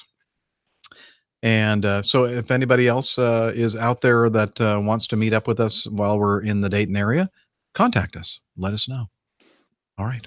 And we'll do our best to keep everybody apprised as to what we are doing and where we are and all that kind of stuff by tweeting out on APG Crew. That's probably the best way to do it. Dana, are you okay over there? Contemplating his choices in life. Is it the chicken? Did you get some bad chicken there? Was it- No. Okay. And then I'm just jealous. I'm really okay. jealous. So I mentioned we're going to go to Mokina. We're going to pick up the RV on Thursday. We're going to drive up to Oshkosh, I think, going 80 You something think? and 39 something. Why are we thinking of going And somewhere then, else? we might. I we would should suggest probably go to Oshkosh because we spent a lot of money on our 80, site. 355, 88, Like a 294, lot more than we 190. needed to spend 84. on our site. Excuse me, a little burpage. Making you and- feel a little sick. A little bit. And then we're going to have a great time with all you APGers and aviation podcasters and podcaster listeners up there in the Oshkosh area. So looking forward to that. Okay. T-shirts. Oh, hat. Oh, what do you want to say about this? Larry, thank you very much indeed. A fantastic hat. And I'm wearing Geezer. it. It's brilliant. It's superb. Thank you very much indeed. Much appreciated. And Liz, thank you very much indeed for the RV t-shirt. And opposing bases, yeah, your boring old t-shirt pitched up eventually. Yeah, I gave. Whoa! Oh, what was that? Okay. That's right. Liz gave me this T-shirt, King of the RV, right there. That's right. I'm not trying to touch you up. It's okay. What are you doing? Relax. Relax. I liked it actually. Do that again. What did I knock something down? Yeah, don't worry about it. It's no big deal. Don't do that, Jeff. Stop worrying about Don't it. do that. Okay. Yeah. Yeah. Let's see what else. It's a great visual, Jeff. Let's see. Oh, we have hats too. Inspired by Larry Gregory. Oh wait, no, let's do the t-shirt thing since Mike is holding that up. We have the Osh Blast 2019 t-shirts. They're brilliant. They're really well made. And Yeah. they look fantastic. Beautiful design by Jim Mercado. And we're going to see Jim at Oshkosh. So everybody that is at Oshkosh and sees Jim, make sure that you buy him a beer for his great work with the design of the Acme logo and also the Osh Blast logo. And we also have hats inspired by this wonderful design from, well, actually it was Jim Mercado's design, but he had a hat made, and we have some other hats made, and dependent upon how many we have left over before we give some away here, they may be for sale there. We have some in this color, royal blue, and we have some charcoal. And Mike, would you hand me the color? Yes. Oh, they're good. Yeah, they're good. We have one Yes. here. Oh, that's my color. And I got this for Dana. Oh What did you want? This? no, charcoal's fine. Okay. No, this is for That Steph. will look great on. I got Dana. this for Steph. Yes. The hat. Yeah. Very excited. Thank you. Yeah. So we have a limited number of these available. Hey, so- hey! You had that's two. No, it's no fair. Dana, you can have one too. No, I like my hat. Okay. Here we go. So anyway, that is going on, and we have the t-shirts, and you guys have already ordered them. If you didn't put in an order for the t-shirts that we're distributing in Oshkosh, please head over to airlinepilotguide.com/store and then click on the Osh Blast 2019 logo there, and then you'll be taken to the Teespring site, and then you can order your own Osh Blast 2019 shirt. Okay, and now let's listen to Nick shovel food into his mouth. Now he's being quiet now. And then Dana give me a penny. What is this? For the hat. Oh, that's. Thank you. Okay. What else do we have to talk about? There's a few more things in the. Your money's no we good here. can probably move into the rest of the stuff in the intro in the Evernote. Oh yeah, we should probably do that. I mean, you were asking. Okay, what is there? Matt McDonald took some photos of you, Jeff. Oh yeah. Thank you, Matt. He is the guy that kind of commutes from Columbus, Ohio to the Raleigh area, I think. What do you call that? The place that we stay there. Carolina Inn, Chapel Hill, I believe. He lives in the Chapel Hill area, and then he works at a company in Cleveland. And he happened to be there at the time that we were pulling in about a week or two ago. So thanks for that, Matt. I got to meet Matt as well. He's a great Did you? guy. Yep. Yeah, he's a great guy. He's a great guy. I had fun with Matt. And let's see. We have some audio feedback. So Nev and Sue visited Liz, the producer, in Toronto from July 6th, or in that time frame. Actually, they were there before then, I believe. She's going to let me know right now because she's going to type in the chat room and tell me exactly when they were there. But they spent some time with Liz, and we were following them through social media, and it looks like they had a great time. And one of the things they did was they went up and visited John Brown, and there is some audio that John sent. So let's play that. The 3rd of July through the 10th of July. Thank you, Liz, for updating us on that. So let's take a listen to this audio. Whoa! Okay. That's a little bit loud. Let's see. Let me try this. What would that be right here? Still very loud. Dang it. No change. No change. Not at all. Okay. That is. No, I did not. I a slacker. Okay. Why is it so loud? Here, let me try this again. Still loud. I'm not even putting my earphones Wait a minute. in again. Oh, I know what's happening. Sorry. I need to do this now. Let's see how this sounds. Turn it off.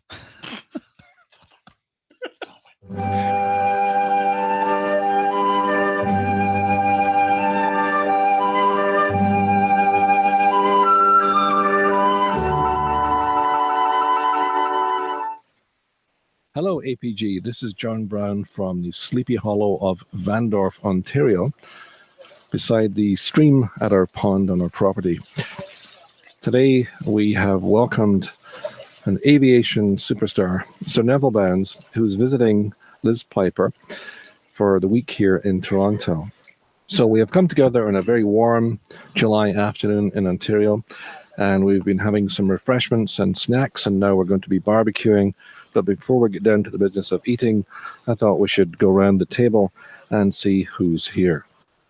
First and foremost, we shall go to the head of the table and speak with our esteemed guest, Sir Neville Bounds. Yes, Nev here, and I have travelled 3,800 nautical miles, almost without incident, to the fine country of Canada. And here we are, just north of Toronto at John and Brenda's house. Absolutely superb hospitality. The weather could not be better, I've got to say. We've had between 28 and 32 degrees today, and very nice it is too. And John's country estate is indescribable, I've got to say. So absolutely superb, lovely food and drink, and more to come. It's Charlie Popper here, actually enjoying hanging out with Nev and the good Juliet Bravo. I would say that we could do with a couple of the opposing bases guys to control the mosquito population, if we could have some air traffic control on the mosquitoes. Nev has described this as a holiday, but I actually think given the various trade crises going on around the world, he's here tasting different beers to determine which ones he should exempt from taxes for importation purposes. So that's it from me, and good to talk to you all. So as is the case at many of these occasions, there are two polar ends of the table. There are the guys talking about bikes and planes and other technical stuff, and the ladies migrate to the other end. So first of the ladies who migrated is my lovely wife Brenda. And he's going to put me right on the spot. So we ladies have been looking at the fairy garden, discussing various divorces and remarriages and food and no aviation in sight and petting Liz's lovely dog, Hannah. And now over to Mrs. Nev, Sue. Yes, the better half of Nev, I might add. Yes, we've tried putting the world to rights almost, but we've had a walk around this beautiful garden. So I've got garden envy at the moment because it's so much bigger than the one I've got at home back in the UK. So yes, I should be taking some gardening tips shortly. And finally to the APG producer, Liz Piper, who was on a short sabbatical, hosting these lovely people from the UK. Liz. Hi, John. Thank you to you and Brenda for having us up this afternoon. It's just so great to be able to bring Nev and Sue up and see your part of the country. And I've been sort of keeping a listen to the aviation end of the couch, even though I've been enjoying my chats with the ladies. Anyway, thanks again, you two. You're very welcome. Now my chores and duties change to be a barbecue master. I'm sure Dana does a better job. I don't have a big green egg, but I'll do my best in the great white north that we call Canada. From Vandorf, Ontario, it's John Brown for APG News. I'm pretty sure this is the intro to a really... Isn't that the William Tell Overture or something? I don't know, but I'm sure that Google will be contacting me. And Yeah, you were Slap you for that one. I'm sure that that was copyright-free music, John. Yeah. Right? You know what? I probably already have an email in my inbox. Seriously. That's how fast they are. Anyway, that was awesome. I know that Liz had a great time visiting John and Mrs. John and Nev and Mrs. Nev. Yeah, I know Nev really needed a bit of a break. He's had a hard time at home, not from Sue, but from more of a work environment. And I think he really needed that. So thank you so much indeed, Liz and John, for recharging Nev's batteries. I'm sure he'll be much happier when he gets home. So that's what they're calling it. Now he's got home. Yeah. I could use a battery recharge myself. That's what Oshkosh is for. Oh, okay. Oh, really? Okay. It is a vacation, Jeff. You're supposed to be enjoying it. I am. I'm enjoying it, and we're not even there yet. Yeah. I'm having a great time. Excellent. Yes, brilliant feedback, Tanya says in the chat room. Yes. Oh, yeah. I forgot to mention. Nev took a nice little flight up. Did he memorialize that through video? Or I know I saw some photos from Nev with John in his what was it called? Tobago. His Trinidad. Tobago. Tobago. Potato. Let's call the whole thing off. Yes. Potato. Potable. What? Potable. It's going downhill fast, folks. Moving on. Okay. If this is your first time listening, I suggest going to a different episode to try us out. If this is the first, you know what? If somebody's listening to this for the first time, they've already left the show by now, right? I hope so. Yeah. They know what's best for them. Okay. Let's see. Anything else that we want to talk about here in the No, we were going to keep this short. Well, after I do some editing, it'll be very short. Mm-hmm. Okay. Oh, you know what? You know what it's time for? It is Coffee time fund. for the coffee fund. Woohoo. So here we go.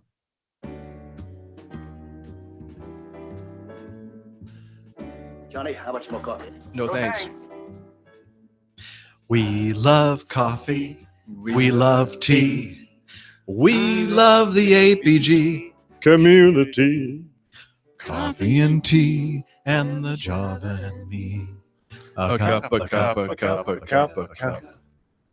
Wait, now we had latency, but everybody is here in the same room with me. That's weird. Tone deaf. Oh, that might be. I don't know how to sing. Bad timekeeping. So this is the part of the show where we talk about you wonderful Coffee Fund people. But since I didn't prepare, I don't have a list of the people that give us donations. But you know what? If you're listening to the audio only podcast right now, you're hearing all those wonderful people. I can tell you that we got a very generous donation though from a gentleman. Just can't remember his name, but I'll have that in the edited in post. Yes, I but saw that. I'm gonna mention it now to these fine people that are watching us on the video. Oh, what do we call this? What's it called? PayPal. Thank you. Thank you, Mike. It's not actually typing anything, Jeff. Oh, that's because I'm typing up here. Oh. Jeff Nielsen, PayPal. I have 2 keyboards, 2 trackpads, a mouse. You know, I sent a picture to my wife, and she goes, "Jeff looks very professional." Looks are everything. And then she's going to watch this episode. And then she's going to realize I have no idea what I'm doing. PayPal donor. Shoot. We got to mention this guy because he gave us a lot of money. He did. I saw that. Very good. Oh, okay. Here we go. His name is, he said, you can call me Terry.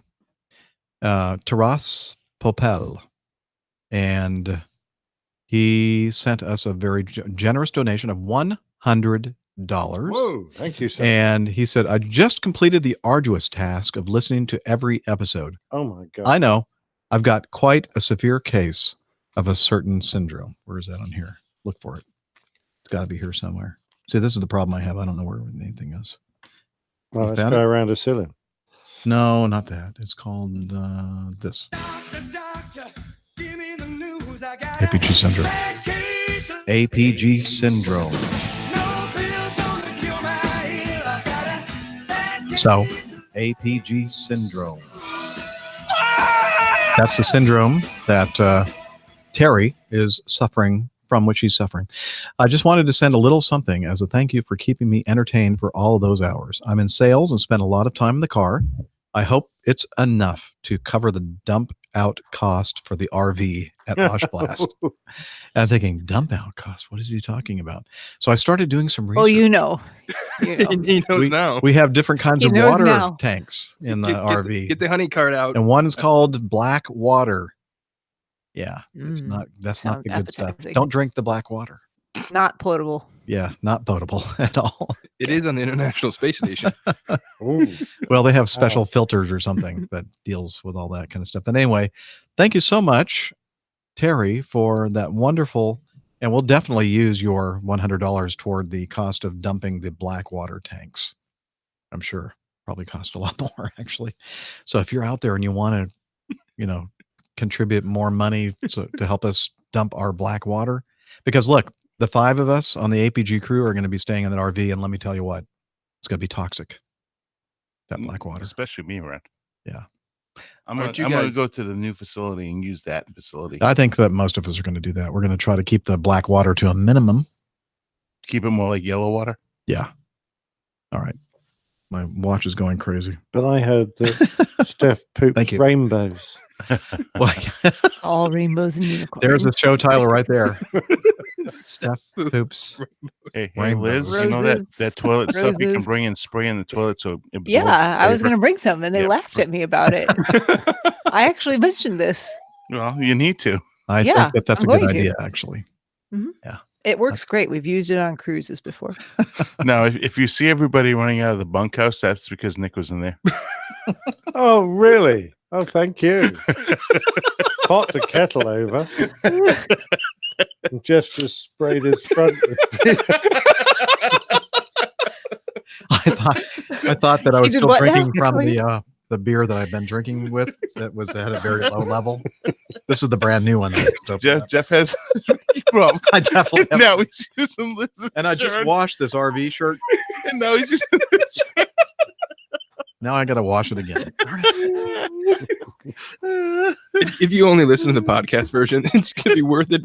Please watch the video. So this is what you get when you watch the video? Yeah. Minimal editing. Yeah. And now you know what really happens.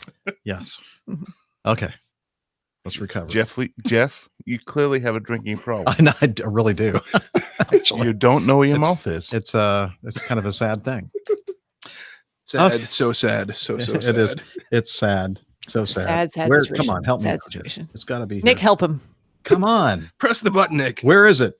You're an Airbus pilot. Just press the button. It's not it. dang it.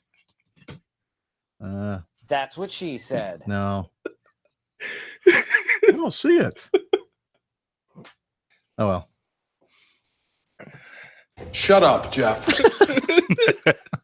Hey, Steph, is this a core workout? Yes. They should be I recording guess it. it's not on there. I don't see it. That's not funny. It's true. It's not funny. Okay. Let's move on. Get you know me. what we should probably do? We should probably do a show. The news. Yeah, like Yeah, the news. let's move on to That the would news. be novel. Yes. Okay, here we go.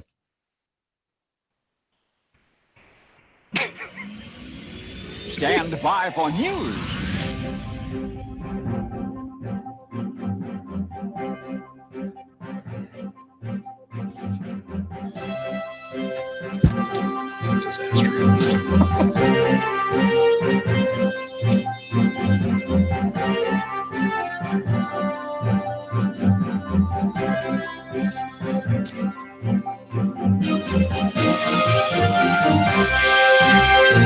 Okay, we have news. Aviation related news. Yep, this is going to be one of the longest editing shows I've ever done in my life. You need to hire an editor. I do. There's a bloke in India I know. Speaking of, how timely that suggestion you just had. The aircraft involved are SpiceJet and Air India Express. So what does this say? Big questions on safety pilot training after 5 Indian planes veer off runway. So in the last couple of months, a lot of runway excursions, Indian-based airlines. Let's see. So as the thing says, the aircraft involved are SpiceJet and Air India Express. Half the incidents occurred in wet weather, for which airlines have to ensure their pilots undergo specific training. It was also the 6th such incident of an Indian airline going off the runway in the last 3 months. The first of this spate of accidents occurred on 29 April when a SpiceJet aircraft, a Boeing 737-800, there you go, that's the problem, headed from Delhi to Shirdi, overshot the runway upon landing. While there have been no casualties due to the mishaps, the sheer frequency of these accidents have raised questions on safety standards, particularly with SpiceJet, and on pilot training. Of the 6 incidents, 4 aircraft belong to SpiceJet, while the other 2 are Air India Express planes. The focus on pilot training has arisen as at least half of the incidents, including the latest one in Kolkata, occurred in wet weather, for which airlines have to ensure that their pilots undergo the mandatory monsoon-related approach and landing accident reduction training, or ALAR. So anyway, the article goes on to talk about these specific incidents. And so, yeah, they're having some issues with runway excursions over there in India. And we had a discussion about devices and policies regarding, how we stop an airplane on a runway and why are we having so many runway excursions, etc. on a previous episode. I don't really know what to say about this, actually. You know, this is not just an India problem, but the FAA just also on July 2nd, 2019, just put out a SAFO, a safety alert for operators, titled turbojet braking performance on wet runways. So it's also the FAA that's also trying to re-put the light back on to this problem after the couple of overruns that have happened here in the United States as well. Yeah, it's definitely not just an Indian problem. No, but the Director General of Civil Aviation in India, the country's aviation watchdog, has made the point, and this was Captain Muhan Ranganthan. Nailed it. Thank you. He was an aviation safety consultant and a former instructor on the 737, and he says this points to very poor training and safety standards at SpiceJet and AIE. And of course, if you do have a problem with your procedures, calculating landing distances, appreciating how bad the runways can get in monsoon conditions, and don't forget, a monsoon isn't just a rainstorm. It can be a horrendous and very prolonged amount of rain, so that runways that might normally serve you quite well can easily become flooded. And I don't suppose that some of these airports have particularly long runways, although they're particularly well served with grooving or semi-porous surfaces. So you've really got to take a very close look on your landing distances and apply them very strictly with a large amount of factor in there for these sort of conditions. And it appears that people aren't. I mean, you took the words right out of my mouth, Nick. That's exactly what I was thinking. Runway length, grooved runways. A lot of the runways throughout the world are not grooved. So that really affects the friction and the porous runway surface and hydroplaning, of course. So if they're shorter runways and not grooved, it's going to cause a lot of hydroplaning. Even U.S. domestic carriers have had that problem going into some of the airports that we've actually had to highlight the fact that they're not grooved runways, and we're actually trained now to brief whether they're grooved or not grooved runways. Not groovy. So, yeah, not groovy. So No. I don't know if anybody else noticed on this photo, but anybody notice how tall these runway lights are? Yeah, those are the part of the approach light system. Yeah. Right? Yeah, well, I don't know. They're pretty Can't tell tall. exactly where they are. Yeah. Mike sent the safety alert for operators, the SAFO, to me, and I'll include that in the show notes as well regarding this issue. Yeah, it's something that came up around the dispatch circles. I remember when I was dispatching aircraft down to Mumbai, we had a thing. It was highlighted in our green pages about landing in Mumbai, especially during the monsoon season, and the runway to really highlight the fact that it's not like landing on a normal runway for the 330 pilots like we were sending down to Mumbai. And it is truly a very unique airport. I did one of my route qualifications down to Mumbai. It's a gorgeous city, great place, but man, what an eye-opening experience going into Mumbai and actually seeing it and where you're actually sending an airplane to. It really changes the mind on how you send an aircraft there. If you're a dispatcher and you're saying down to Mumbai, I'm pretty scared. Well, it was an Amsterdam-Mumbai flight. It's still not down. Well, from Amsterdam down to Mumbai, it's still south. Okay, somebody get the globe. Come on. Hold on, I've got one right here. Okay, get it. She actually I would does. say more to over to Mumbai. Okay, No, go ahead, down. Steph. We're gonna white box you, and so we can see you. So where were you starting? Amsterdam, which is Amsterdam, roughly here. Uh-oh. And then Damn. Mumbai is man. Oh man. there. Too bad. I've been corrected. I stand corrected. Slapped you. If you turn the globe upright, that's definitely Darn dispatchers. down. Dispatchers It's still not south of the equator. dispatchers telling pilots where to go since the early. That is 30s. true. Mumbai is not south of the equator, but it is definitely a further south latitude than Amsterdam. There you go. By a Thank you, lot. Dr. That's why Steph. you come and listen to this show, because we are 100% accurate. This is my very accurate globe that I think I paid Now everybody $3 knows for at why I Target. don't fly past the Rocky Mountains. Just the Rocky Mountains east. Oh, of they're the United south States. from here, right? Well, Yeah, done, right. Steph. Yeah, very much so. So amongst their other problems, I'll mention that I bet they don't put regular runway checks out to see the water depth. And of course, when eventually the water becomes deep enough, it stops becoming a wet runway and becomes contaminated. And then you require a different level of braking distance. And if you don't apply that, then you're going to lead yourself up the garden path. And of course, not all their runways necessarily drain well. So it's very easy to get pooling and portions of the runway, which of course can, as Dana mentions, lead to aquaplaning. But to have 5 aircraft off the runway in 3 days, that's a pretty impressive record. Very negatively impressive. Yes. All right. Shut up, Nick. Okay.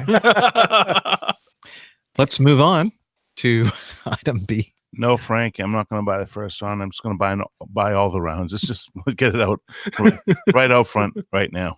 Frank Chandler. Let's talk about Frank Chandler. He has been so helpful in our efforts in the whole Oshkosh thing and the campsite and coordinating for all kinds of logistical things. In fact, I think including getting my lazy butt over to the Oshkosh event. Frank, I just wanted to say thank you. We all are appreciating all the help that you're giving us. So there you go. Yes, thank you very much. A personal shout out to Frank, who is in the chat room right now. Yes. Hi, Frank. Let's see. Item B. A 22-year-old aircraft maintenance engineer of SpiceJet was killed after the landing gear of a door of a plane closed on him at the Kolkata airport early on Wednesday. A ground staff found the engineer's body hanging from the belly of... Oh, this is awful. Why This are is we covering horrible. this? Who included this? Was this one of those things we were not going to talk about? No, I think it's important to talk about safety around aircraft, particularly when you're activating hydraulics. And this is just an appalling accident. They do happen, they're rare, but when they do happen, it just reiterates those things that pilots and engineers always need to coordinate before you're moving surfaces. And I believe this was probably engineer versus engineer. But if you're going to stick your head inside a door that is hydraulically closed, make sure you've got all the safety locks in place and that people know what they're doing. You don't want to lose your head. Exactly right. Or arm. And that first paragraph, I can't really read the rest of it because it goes into quite a bit of detail about exactly what happened to this guy. And yeah, not good. This has happened at Acme before on the Airbus fleet with AMTs and not safety pinning the doors and hydraulics. It's not a good thing. Yeah, it's really, really not. Safety. And whatever you're looking at right now, Nick, is not a good thing either.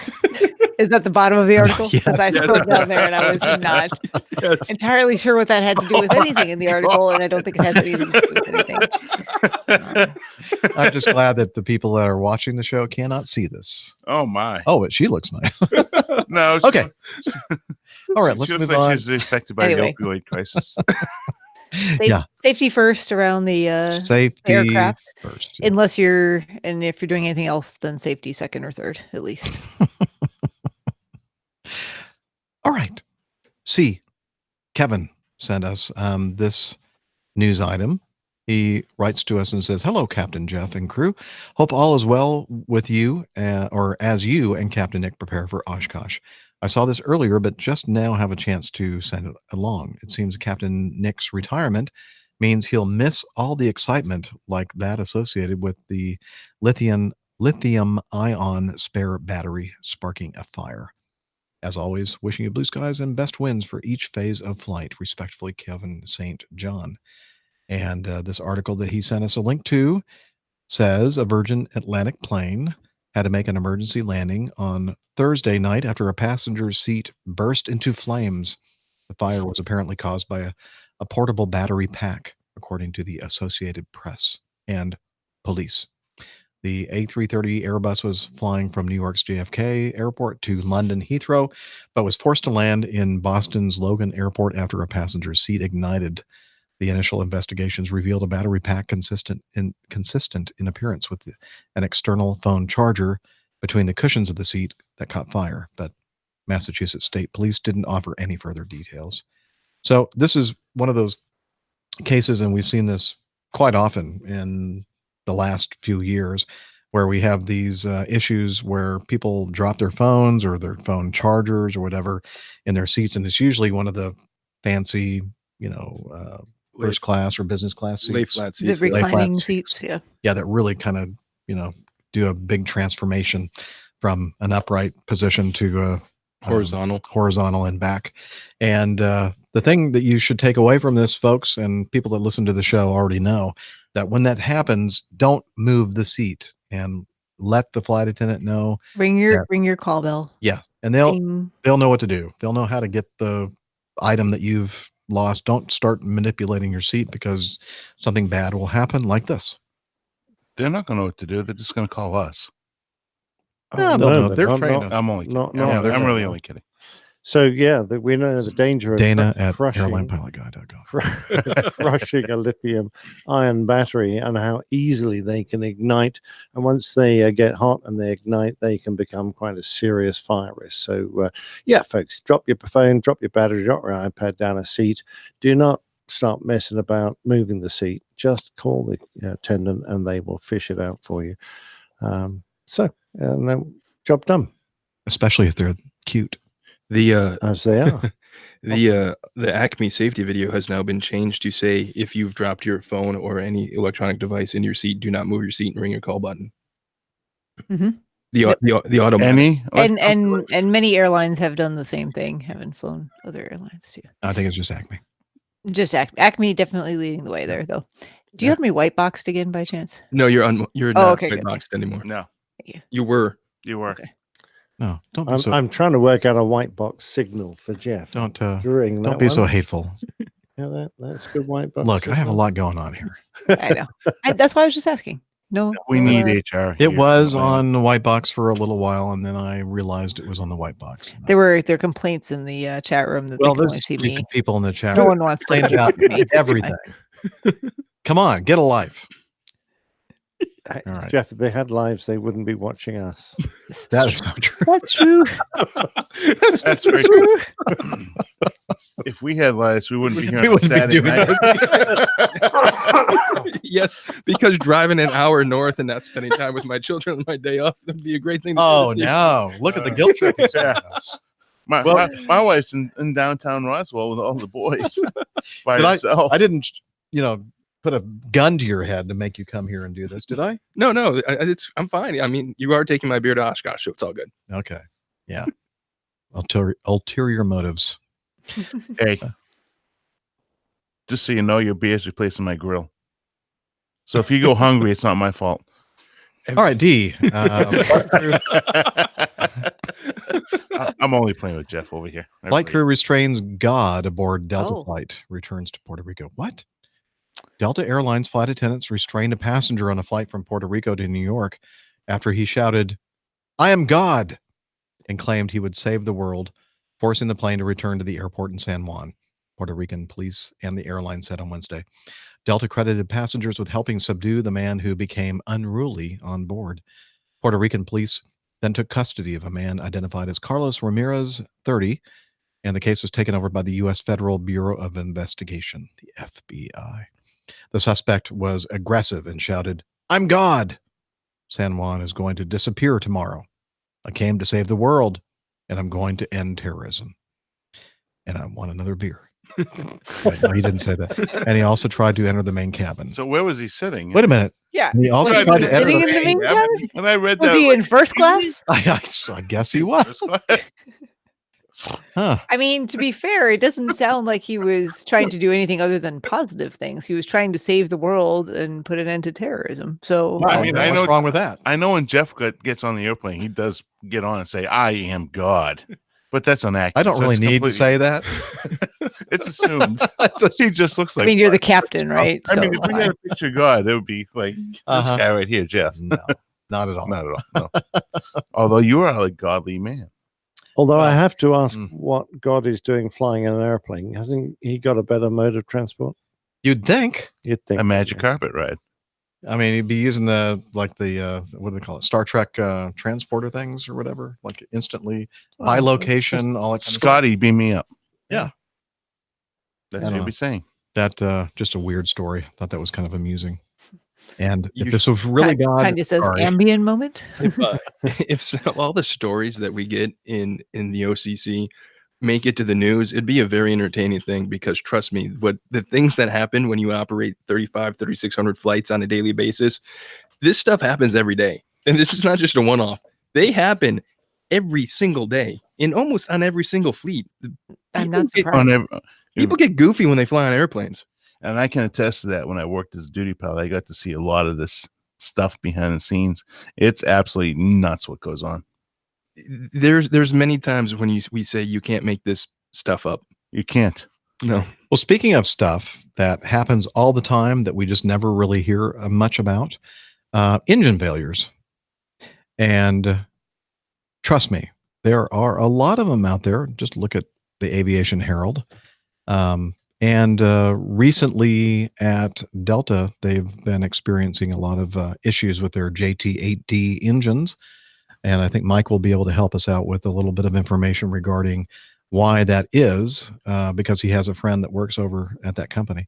But let's start with this from Brett Seymour from Rocket City. I just have to say one thing. This proves that JT8D is bulletproof. Yeah, that's bullet nose cone proof. Yes. Captain Jeff, Nick, Dana, and Dr. Step, but mainly Jeff and Dana, since you are the two mad dog tamers of the group. Tamers. Wild animals. Circus-like. Okay. Saw this in my headlines this morning. Looks like a forward shaft bearing failure, which causes the end of the shaft to fall off. Ooh, sounds painful. And rattle around in the engine. I'm assuming it was shut down prior to that, and the fan is windmilling at the point of the video in this article. By chance, were either of you in command of that flight? Small chance, but possible. That wasn't me, and I don't think it was Dana either, because I'm sure he would have mentioned that in the intro portion. No, Gave us, because that's a different airline. Oh, that's true. Yeah, come on. Could not have been in command Brett, of that airplane. We fly for Acme Airlines. Yes. Let's get this straight. Also, I'm planning on RVing up to Oshkosh. I've got my Osh Blast shirt washed and ready for the festivities. I'll be arriving on Friday if everything goes as planned. So hope to see you all there. Woohoo. Thanks for all you do. Keep it going. Hey, Brett, look forward to seeing you. He's in Huntsville, Alabama. So a bunch of you, a lot of you, almost everybody listening to the show.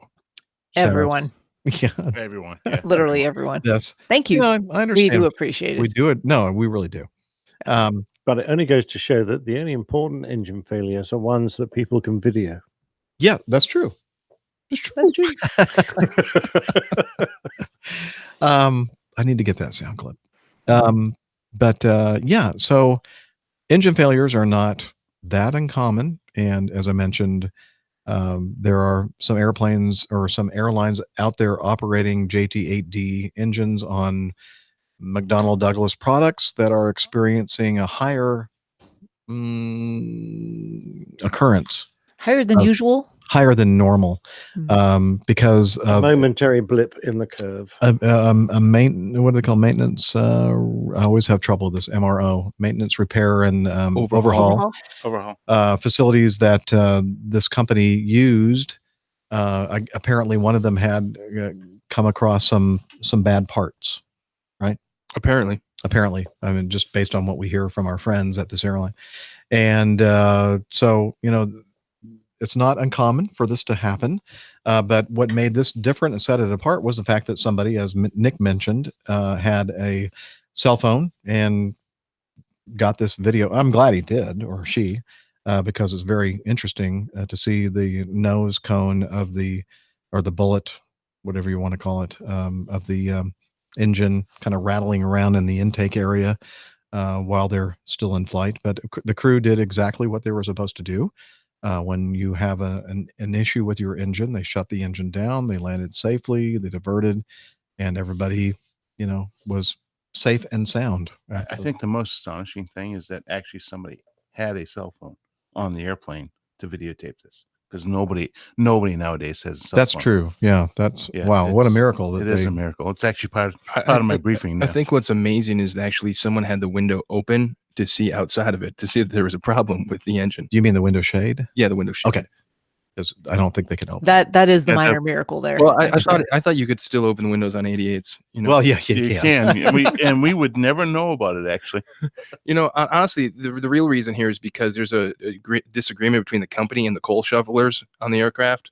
And that's really what happened. They just stopped shoveling the coal. Labor disputes. Do we have some feedback regarding coal and shovels? Nick? I think we read some.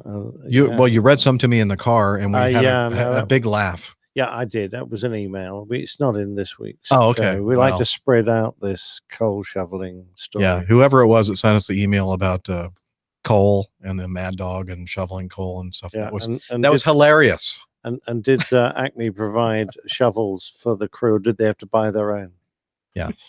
I'm sure we'll cover that in a later. By the way, I was so impressed that Delta gave all their passengers $30. Isn't that nice of them? to go eat food. They didn't give them $30. They gave them $30 meal vouchers. Honestly, I bet you they were on the ground in Raleigh-Durham maybe 2.5, 3 hours. Engine failure happens. We've already set up a rescue flight out of Atlanta. We've rerouted 2 pilots to get on it, get it right away. You mean they did? Yes, they did. Yeah. I'm just saying, if Our this was favorite me, word to the reroute. if it was me, this is what I would have done. Yes. If I worked for an airline that had a bunch of MD-88s and MD-90s. We would have Acme given them at least 35. Yes. But this happens all the time. You have an airplane that breaks. You are going to try to keep the schedule. I had it the other day when I was working the 88s. It's a regular occurrence. I forgot. It was in Norfolk or something broke, and shocking. An 88 broke. Go figure. And then we went and we sent a rescue flight to go fix it. There you go. I'm curious. It's a common occurrence on the MD-88, MD-90 fleet. At Acme. Okay. They break. An Acme single engine landing, would you ask the passengers to adopt the brace position? Absolutely not. No. Okay. So when this person said everyone was told to put their heads down and brace for landing, that's just a normal landing. Yes. That's part of our normal. Your normal landing. That's brief. normal. But Again, Jeff's normal. So landing. you know what? This is again. We have to remind you that this was Acme. I mean, it's not Acme Airlines. This was, No. Acme is a much more professional. no, we would not have outfit. done any of that. No. Okay. Okay. Let's move on. I'm not going to talk about this one. It's not really that interesting. This happens all the time. Airplanes colliding with each other on the ground. It does. Yeah. G. Korean Air shrugs off pilot's attempt to drink alcohol during flight. Now, this is an interesting one. And should we play Nigel's audio before we read the article? Might be worth to set the Okay. set the tone. Would you like to set the tone? By all means. Okay. The article is entitled "Cabin Crew Chief Demoted for Leaking Incident." So a Korean Air pilot allegedly attempted to drink cups of alcohol during a flight in December, but the airline shrugged it off and disciplined the cabin crew chief, who reprimanded the pilot and reported the case to the company. And that was subsequently picked up by CBS. The incident happened in December on an Amsterdam-bound Korean air flight from Incheon, South Korea. According to the CBS, the captain, whilst walking past a tray of welcoming drinks, tried to pick up a glass of champagne. As the cabin crew member blocked him, saying, "You can't drink alcohol," the captain said, "Then you can give it to me in a paper cup," and then picked up a non-alcoholic drink. Hours later, in the middle of the flight, the captain asked the cabin crew to bring a cup of wine. The crew member refused and reported the case to the crew chief. The chief told crew members, including the co-pilot, that they would remain silent until landing, and then they did that out of concern that the captain might get upset with them. But the co-pilot told the captain, resulting in an onboard altercation between the cabin crew chief and the co-pilot. After landing in Amsterdam, the crew chief formally complained and wrote about the incident. Now, Air Korea supposedly summoned the captain and the crew chief. Then came a surprise. The company closed the case with a verbal warning to the captain, but they demoted the cabin crew chief for being responsible for the in-flight conflict. The Korean Air has called the decision fair. It's true, the captain made a controversial action. Well, in my old airline, that would have been a sacking offense, but it didn't cause real trouble, a Korean Air official said. Regarding the demotion of the cabin crew chief, the official said the chief was responsible for using insulting words during the altercation, revealing an internal issue. Now, a lot of us would say if that happened on our airlines, we would have dealt with it completely differently. But I think we get a good insight from Captain Nige here, because he used to work for this outfit. Well, let's hear what he has to say. Hello, APG crew and community. This is Nigel. Captain Nick asked for my comment. I worked with Korean Airlines for about 3 years and enjoyed my time there, and they treated me well. I've checked with 3 current Korean Airlines colleagues, and none of them have heard of this incident, which is not surprising. I've also read the original article translated from Korean, and I noticed it was over 6 months ago, around New Year's Eve, And one person mentioned that the pilot was only joking, no alcohol actually taken or consumed. They would say that, wouldn't they? Koreans can be quite fiery when aroused, and I'm sure that, if there's any truth to these reports, an altercation would have occurred. Like many other cultures, Koreans like their alcohol, and I knew of a few who'd been fired for excessive drinking on night stops. The Korean ministry there takes a firm line on alcohol abuse, and random checks are prevalent. There's a strong vertical authority gradient in most airlines, most Asian airlines, and generally in Asia. Part of their culture is to respect elders or those in a higher position. It can present problems with CRM, crew resource management. Having said that, on the one occasion I had an incident, all of the crew performed their task perfectly and as trained. This airline has a history of similar behavioral incidents, perhaps the most famous being the previous chairman's daughter ending up in jail for throwing nuts at a purser and ordering the aircraft back to the gate. Although this could all be fictional, I can quite see such an incident occurring and the person meeting strong resistance from the senior flight deck crew. I can also see a demotion happening as a result of an altercation. Sadly, if you're senior enough and know the right managers, any incident could be swept under the carpet. For example, a friend of mine who is an exceptional pilot was fired as a sim instructor because he criticized a senior pilot for poor sim performance. As an epilogue, don't become a disruptive passenger on Korean Airlines flights. All of the cabin crew are taser trained. There's a good video on them taking down an abusive passenger with a few thousand volts. He didn't argue much after that. You have been warned. See you in Oshkosh soon. This is Nigel signing out. Thanks for that input, Nigel. Always welcomed here on the APG. Yeah, a very well put together little piece about the difference perhaps between some airlines in the Eastern environment and those of us in the West, where we have embraced and flattened the authority curve so that anyone on the aircraft can raise a concern without fear of retribution. They're a little bit more old school, would you say? Very much so, yeah. The captain is held in very high esteem and is not in the rest of the crew are not usually in a position to contradict him or criticize him. Interesting. Thank you, Nige. Look forward to seeing you at OSH next week. Last item in the news folder. Turbulence injures 37 on Air Canada flight from or somewhere in Canada to Sydney. Or was it Toronto that they took off from? Somebody help me. That was Vancouver.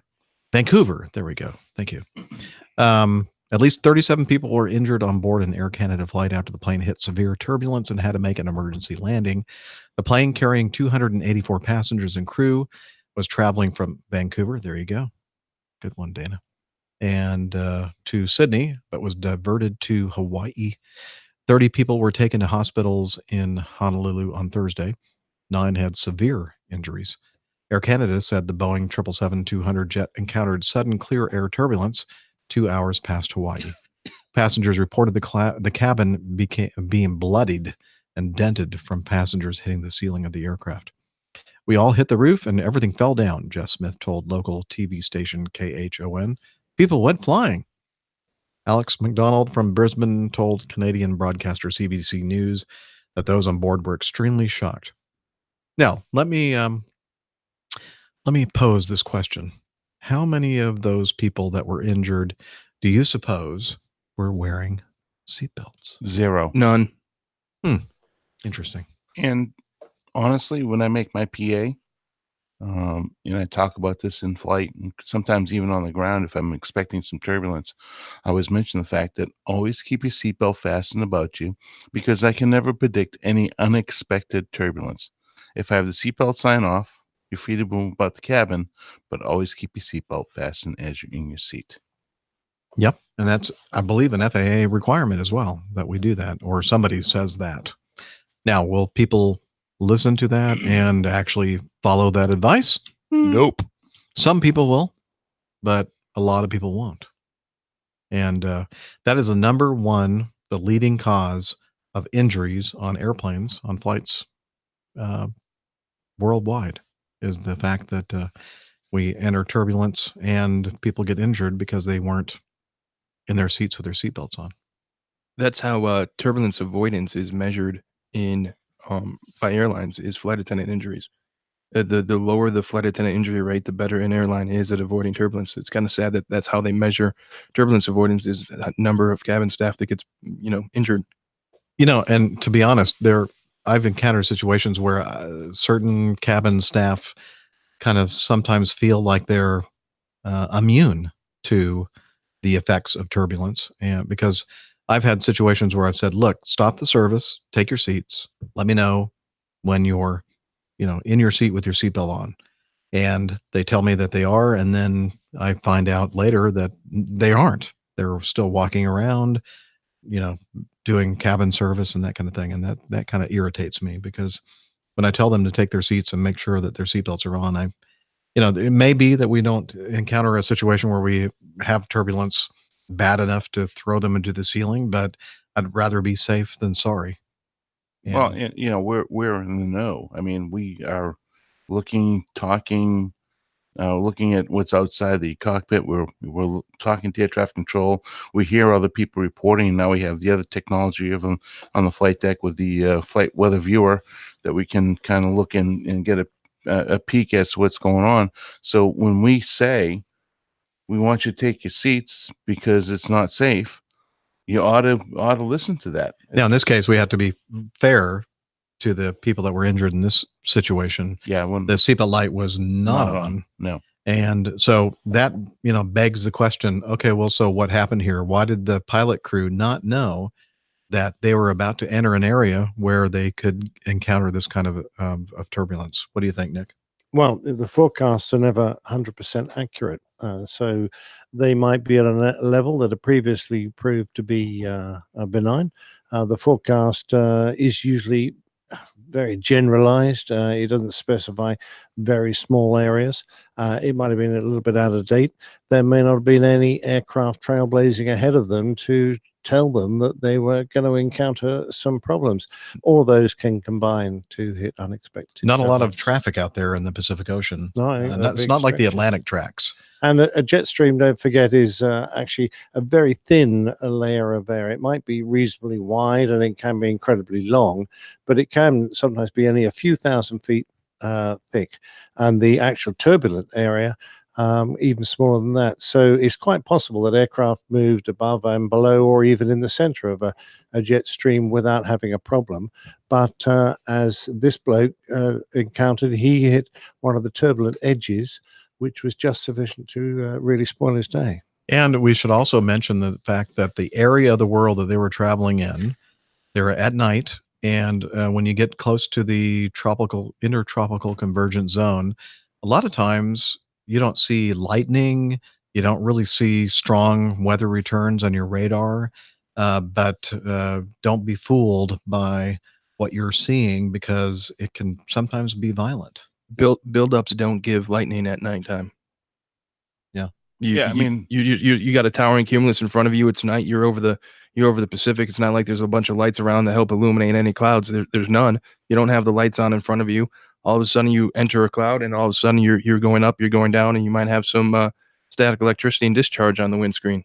I can't tell you how many times I've been flying during the day, and I'm looking at something outside. I'm going, I'm definitely not going to fly through that. And I'm looking at the radar, and there's nothing, no return on the radar. I'm going, if I'm at night, there's not a moon, and it's just very, very dark, I'd fly right through that and not even know it's there. Yeah, and that's what I was just going to comment. Coming in last night, there was some activity, thunderstorm activity over to the north and west of where we're coming in on the Aussie arrival. And if we didn't have the moonlight, even with a bright city like Atlanta, if we didn't have the moonlight illuminating the clouds, there was nothing on the radar in front of us, but there was quite significant buildups right in front of us. And if we had gone through those, not navigated, I mean, we would have went through some pretty, at least moderate turbulence, and I would never have known about it because it wasn't on the radar.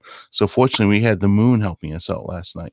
So if it's a dark night out there over the Pacific, and I can't imagine that there's a whole lot of traffic coming out of Vancouver going to Sydney. I mean, I'm sure LA and San Fran and so forth. So, I can't imagine the tracks being that far off. But still, I mean, all it takes is a couple miles. It doesn't take very much. There's no tracks that way. There's no tracks. It's all UPR. It's all user preferred routing.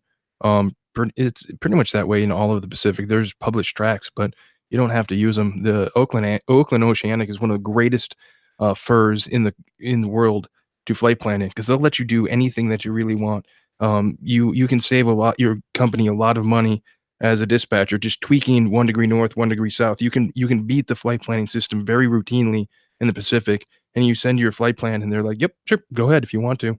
Yeah, the only organized tracks are from the West Coast to Hawaii, but if you're going beyond that, yeah, there's published PACOTs, which are published every day, 4 times a day. What's PACOT? Pacific Organized Track System. Okay. And then those are organized. Those are 2 times a day for going eastbound and westbound because of the heavy cargo traffic. That's why they put them out twice a day, opposed towards the North Atlantic track system, which is just once a day in each direction. But you don't have to follow those tracks, but those are out every day.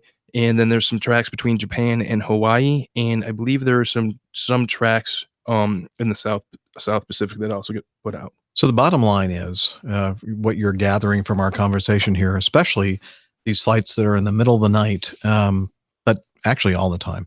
If you really, I mean, if you need to get up out of your seat, stretch your legs, go to the bathroom, go to the bar if your airplane has one of those things. Yeah.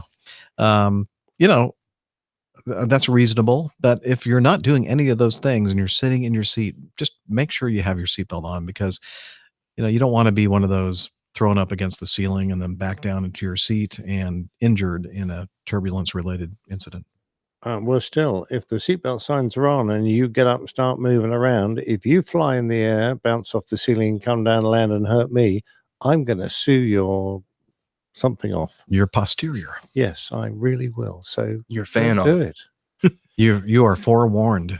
Well, yeah. I mean, remember when I came back from Hawaii, I did that trip with my wife for our 20th anniversary. Yeah. And one of the things I commented on is they had the seatbelt sign on for the last 6 hours of the flight. Now that may have been because I just forgot that it was on. It was smooth as glass, and it was getting to the point of being really irritating. Yeah, I think I've done that before, not for 6 hours, but it was really bad. I've looked up and go, oh, so there is. I forgot to turn that seatbelt light off. I think we've all done that, but I mean, I think there is some level of apathy that people become very complacent, because I mean, how often does this really happen?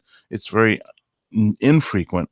And it's absolutely the smartest thing to do is always keep your seatbelt fastened when you're in your seat. And there's no two ways about that. But there's also the point that when you have the seatbelt sign on all the time, it's smooth as glass. People are just going to be saying, they're going to say, okay, well, it's smooth as glass. Doesn't mean anything. It doesn't mean anything to us. So what's our interpretation here? Right.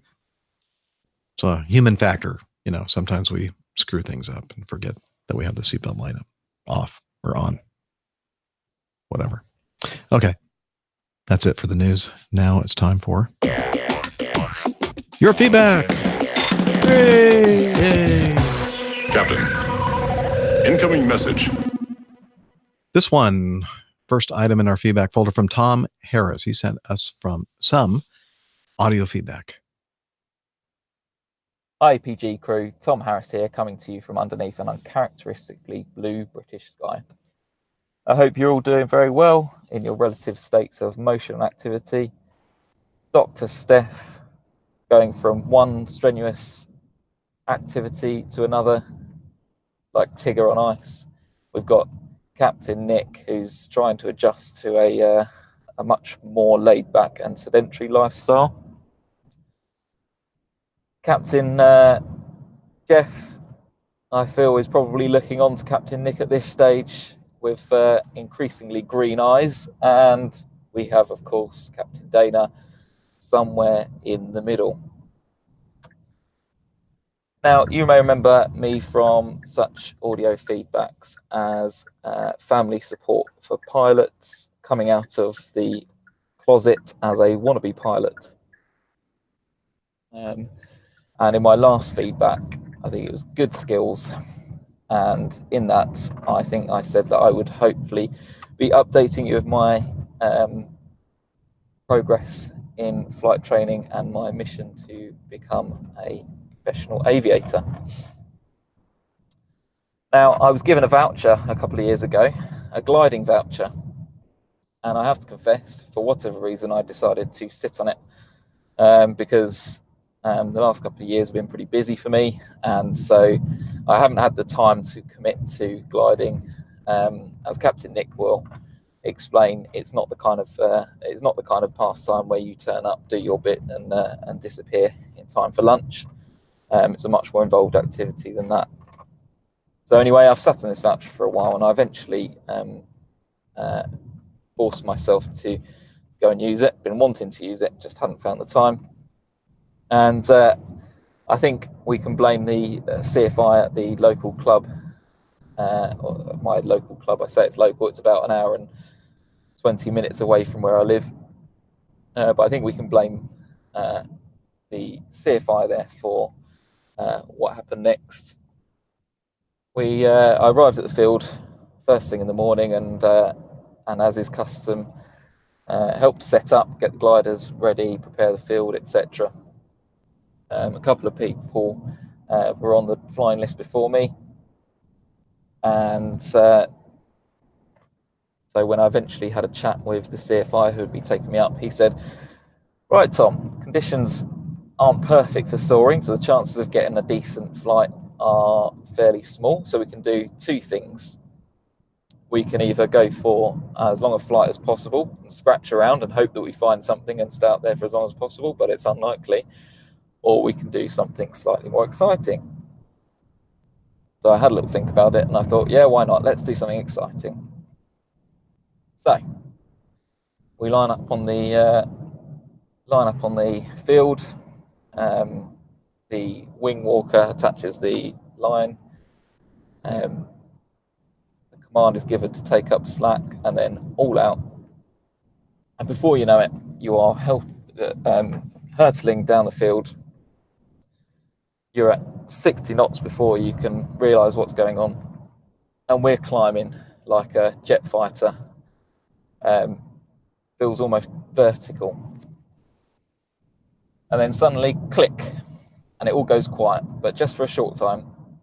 And then the CFI, who's sat in the back, says, "Right, Tom, push forward on the stick and keep pushing forward until we reach 100 knots. So I do that obediently. And then he says, "Pull back now." And I pull back, and I keep pulling back, and he says, keep pulling. And we end up going right over in a big old loop. And then he says, "I have control." So I gave the controls over to the instructor in the back, and he throws us about the sky for a little while. We do a low pass over the field to the dismay of some of the old boys at the club.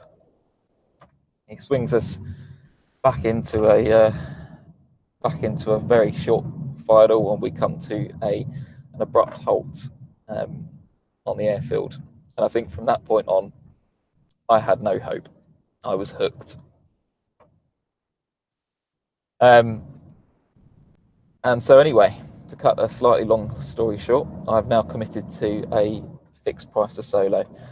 I've been wanting to fly now for about 5 years and haven't been able to justify the money, but gliding seems to present a very cheap or cost-effective anyway way of getting up into the sky and doing the fundamental thing that we all enjoy.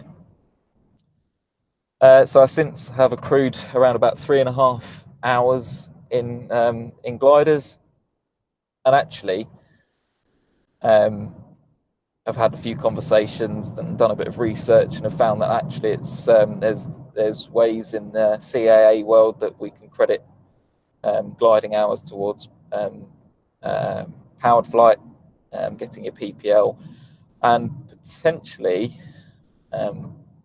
with a bit of creativity, crediting towards commercial pilot's license, our requirements in terms of the license issue. So that's interesting, and possibly a way of saving a bit of money on those overall training costs. But what I've also found is actually there are lots of things that happen with gliding that I think will probably help any pilot, whether they're a recreational private pilot or going down the commercial route. Now, one thing that is strikes you is that actually you learn to deal with emergencies very, very early on, and you learn to make quick and effective decisions. First and foremost, because every single flight that you do is effectively a dual engine failure at V1.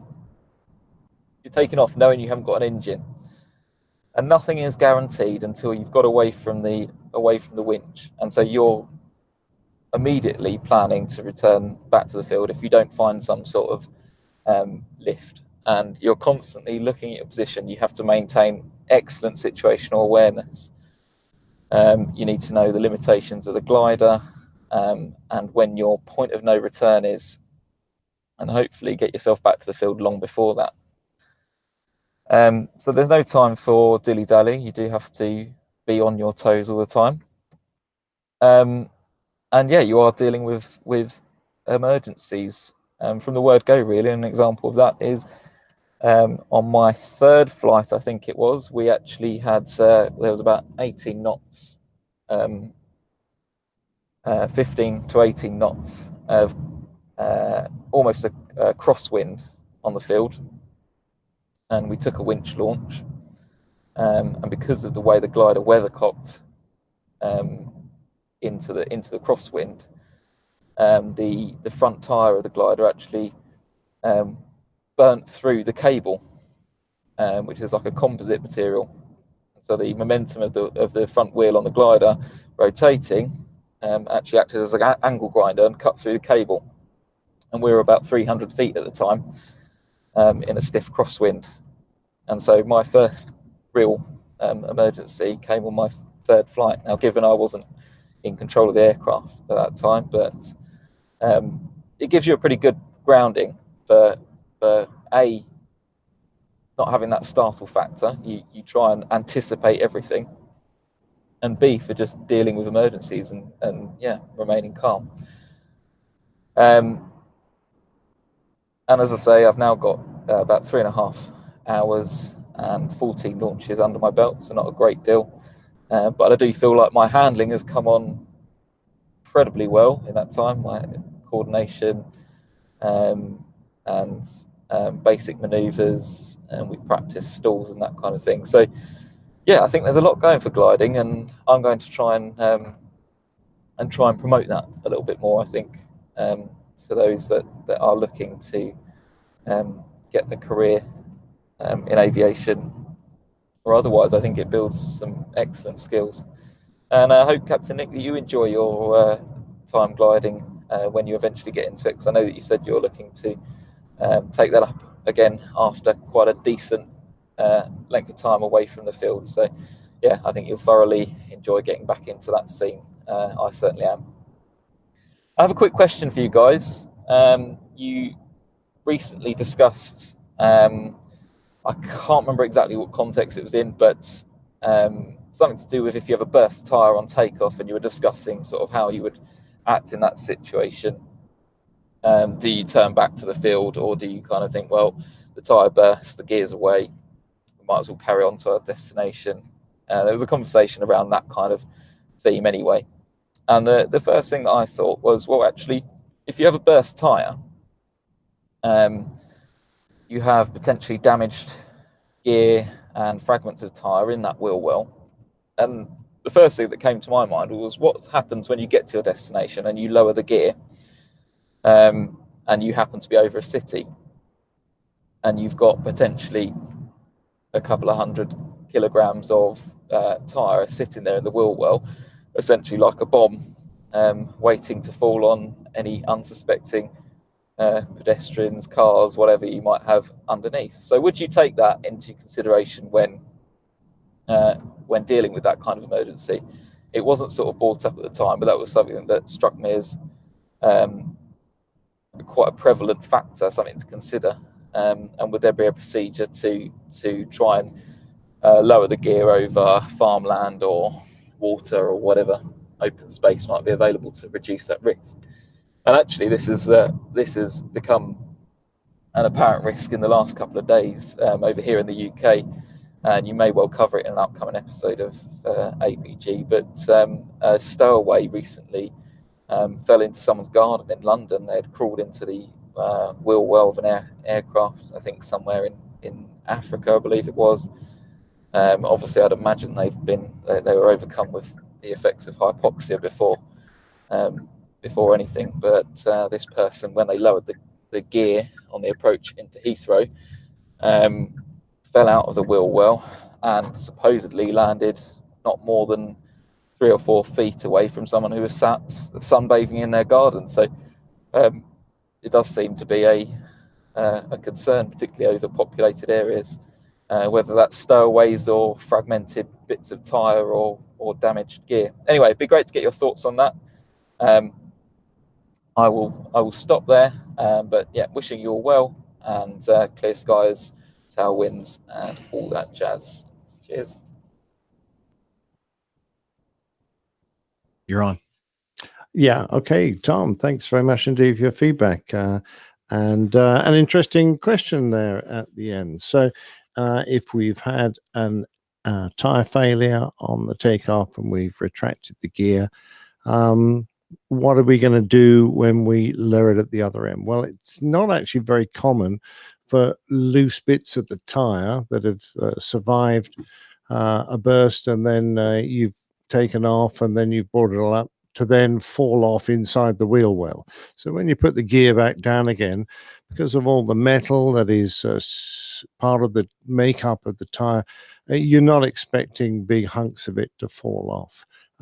You might have had a runway inspection of the airport you took off, and if there are big chunks of tire on the runway, then that might prompt you to do exactly as you said. Well, if you can put your gear down in a safer place than otherwise.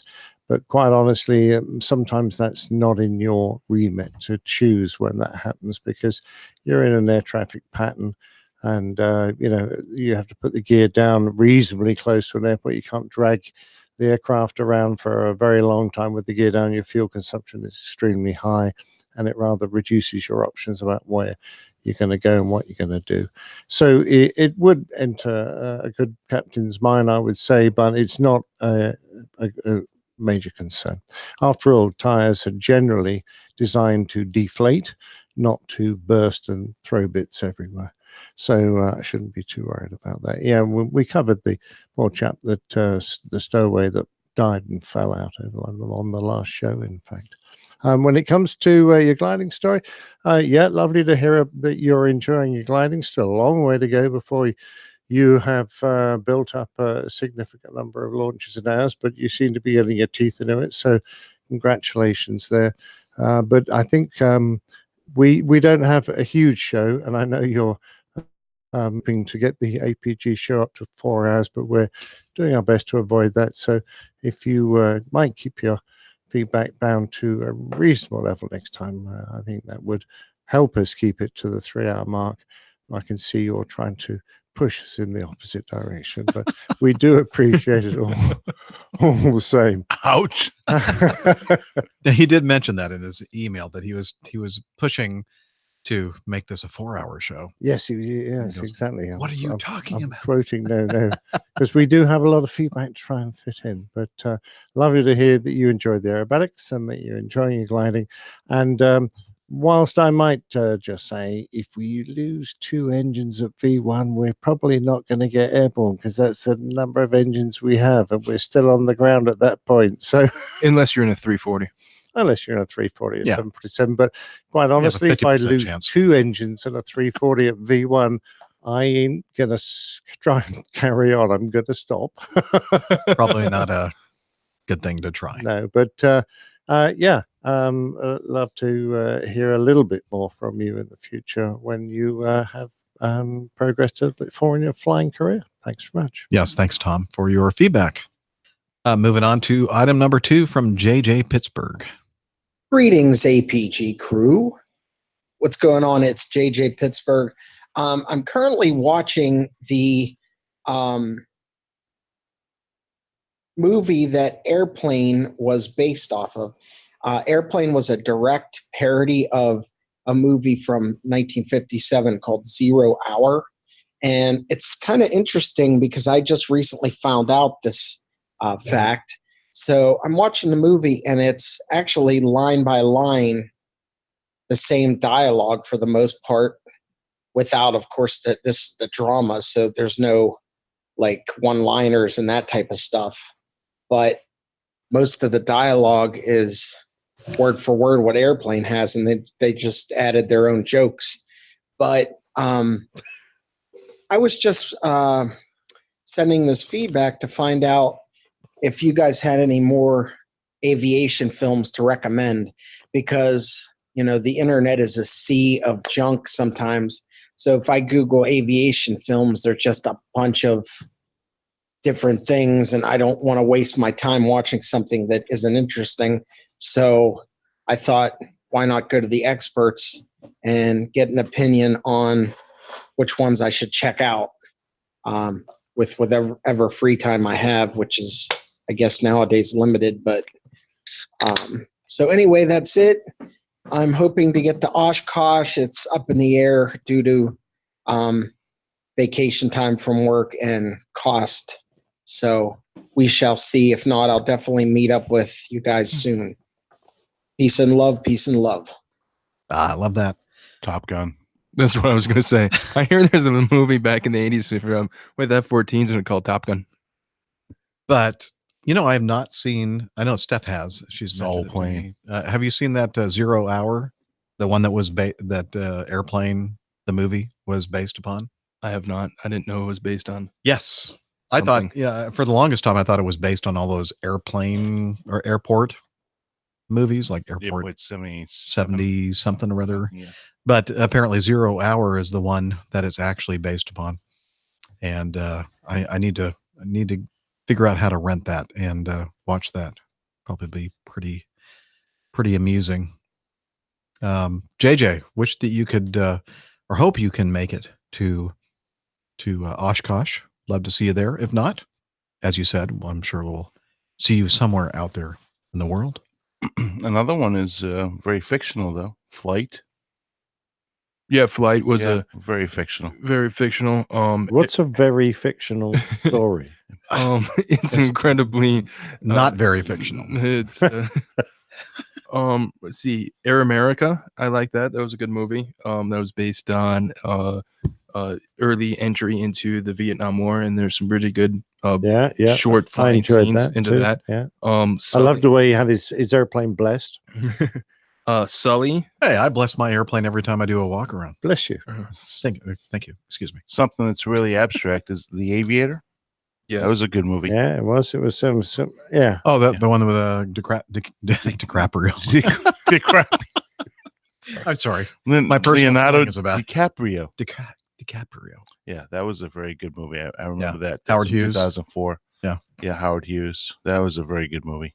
I tend to prefer the ones that go back a bit. So, Reach for the Sky, the Dam Busters, those kind of Battle of Britain bit after that, but another very good war movie, aviation wise. But was it the Bridges of Tokyo? What's the one about the Tokyo? Never mind. The Bridges of Madison County. Yeah. Wait a minute. About the Doolittle raid. Yeah. Come on, something about Tokyo. Come on, chat room, help me out.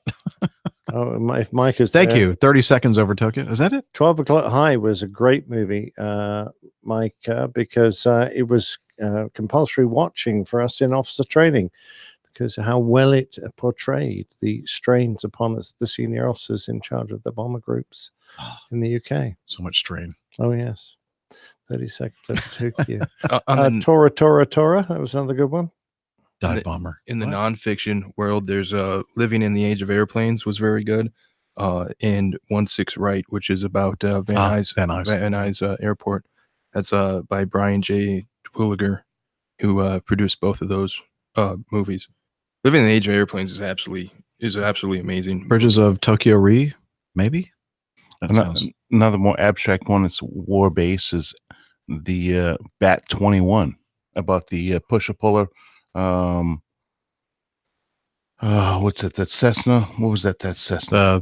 Skymaster. Skymaster that was rescuing a downed general or major that was flying support for him and trying to help him through the rescue. So Bat 21 is actually an abstract movie that most people don't think about. Das Boot was very good, but doesn't have any airplanes in it. Yeah, that was excellent. Das Boot. I mean, it wasn't Hunt for Red October too. Yeah, that's another good airplane movie. The Cruel Sea was another great one that didn't have any airplanes in it. I just Five Googled, boys. I just googled the best aviation movies, and what's scrolling on top of Google is actually a pretty decent list of movies that I would watch. I don't think if it's too much garbage in there. I mean, you got movies like the Blue Max and the Red Memphis Baron. Belle, Both good. Aces High. I did the same thing, brother. Yeah. I'm sitting there scrolling through them, seeing which ones I've actually watched. And actually, I think out of all these movies, I've watched probably 80% of them. It's because we're nerds. Yeah. Well, no, I'm not a nerd. 633 Squadron. That was another reasonable one. Flying Tigers from John Wayne. Yep. That's a good one. 1940. John who? Catch yes, Me If You Can. Thank you, Mike, for the 30 seconds over Tokyo. That's exactly the one I was thinking of. Not the bridges over Tokyo, or the bridges of Madison County. I never saw that, by the way. Well, this one's in reference to Captain Nick over there. A Yank in the RAF. A Yank? Yeah, a Yank in the RAF. I don't think he's a Yank. No, there was a Yank in the RAF. 1941. Or how do you think we flushed the toilets? Captain Nick was yanking in the RAF. We can't really yanking talk about what? Making the chain, of course. Family show, ladies and gentlemen. Family show. Yes, and we have a thing there. Family show. There we go. Ladies and gentlemen. Ooh, I actually found it Show. pretty quickly. All right. Item number. Liz, help us here. How long have we been going? Too long. Too long. Is it the 2-hour point yet? Think about forever. I think about 25 minutes ago it was 25 minutes. Really? To 2 hours. Yeah. Well, I'm going to do this one next then. Afternoon, all. I hope everyone is well and that Captain Nick has time to enjoy his retirement. It was great to meet up for some grub and a pint a few weeks ago. I fear this may turn into a rant. Try reading it behind some suitable rap music. Oh, no, I don't want to. If only YouTube wouldn't let you. No, I don't like rap music anyway. I fly a bit for work, not as much as you guys, but once or twice a month. Well, for some of us, that's about right. Occasionally, like today, I fly more than that. I get to fly not from my regular shortfall airports, but somewhere unusual. I'm sure most regular travelers know their airports and where they can enjoy good food or find a quiet spot in the AC. As soon as you are out of that zone, you become a regular traveler and, well, just a bit grumpy. So my list of what a good airport/flight/travel experience is. 1, queues at check-in. Horrible. Why are airlines always surprised at the number of people arriving to check in? Staff the desks, please. I don't know. Number 2, security. I hate queues. My local airport, I can normally be home to departure lounge in 15 minutes, including checking in a bag. Put the staff on and just put anyone who turns up with liquids not in a bag right at the back of the queue. It's not like there are enough signs or even a new rule. Well, I guess people are out there that have never flown before, apparently. That's called pre-check. Yeah. Passengers are not cattle. Okay. Don't send us to don't send us to a gate more than an hour early, especially when the plane is nowhere near the airport. Likewise, please don't pull us past the gate to leave us to queue for 20 minutes on stairs. It's not even safe. 4, flight attendants, stop chatting and say hello. really is appreciated. Yeah, I agree with him. And don't bother with the full announcement unless it really is. It's kind of obvious when it's made up. Not sure I understand what he's talking about there. Probably the welcome aboard a safety announcement. Okay. Pilots. Required by the FAA. A good PA makes all the difference, especially when things have not gone to plan. Keep the passengers informed as far as you can. I agree with that. If you say you will have more info in 30 minutes, then even if you have no other info other than another time for more info, say it. And I do. And I think that Dana does as well. And that's actually in our guidelines. Just communicate, even if you have nothing to communicate. So that's always a good thing. But unfortunately, there are a lot of people out there that don't do that. I love the way Captain Dana talks about his preferred passengers. Of course, by specially welcoming them, he kind of devalues the less preferred passenger. Yes, Dana has his preferred passengers. While many of the regular guys spend business money from a travel department, the person behind them has chosen to spend their own money with the airline. Should they be any less appreciated? I can answer that. That's why when I am standing in the doorway saying goodbye to every single passenger that gets off the aircraft, like most pilots unfortunately don't. Yeah, I'm saying that you are valued, and that I go ahead and I make a personal personal presentation to my first class passengers, and then I make an entire aircraft presentation, very much in the same way that I do for the first class passengers, and then I take the time to thank everybody on the aircraft. So actually, it sounds like I'm putting presence on just the preferred passengers, but actually, I tell everybody that's getting off the aircraft that we do appreciate their business. I do see his point though, because okay, so a typical, how many first class do we have? 16? 16. So there may be 20, 25, 30 like people that could be sitting in first class on our flights, but because they didn't have the same rating or whatever is used to determine their status, they end up sitting in Comfort Plus or even economy sometimes. And I can see his point. Like, we probably deserve the same kind of special treatment that you're giving your first class passengers, except that we didn't kind of make the cut. I do see his point. But how am I supposed to go through the whole aircraft and personally thank everybody? And that's why I understand why you do it. And it's one of those things that our company does actually tell us to do. But I don't, because I feel like everybody on board is a special person. And I do realize we have a high value passenger component on each flight. And for me, it just doesn't feel comfortable. It just didn't feel right to me. So I try to just address everybody. But what you're doing is actually what we're asked to do. So you're doing the right thing. You guys are lucky you get to actually see our customers. Some of us are stuck behind in an office, manipulating their lives without them knowing it, and we don't get to say thanks. Hey, thanks for feeding my family, because honestly, that's what they're doing. They're providing us the food, the money. Oh yeah, to put their food on our table and live the lives that we do. And our high value passengers do really, they spend a lot more on average than most people out there flying, and we do appreciate that.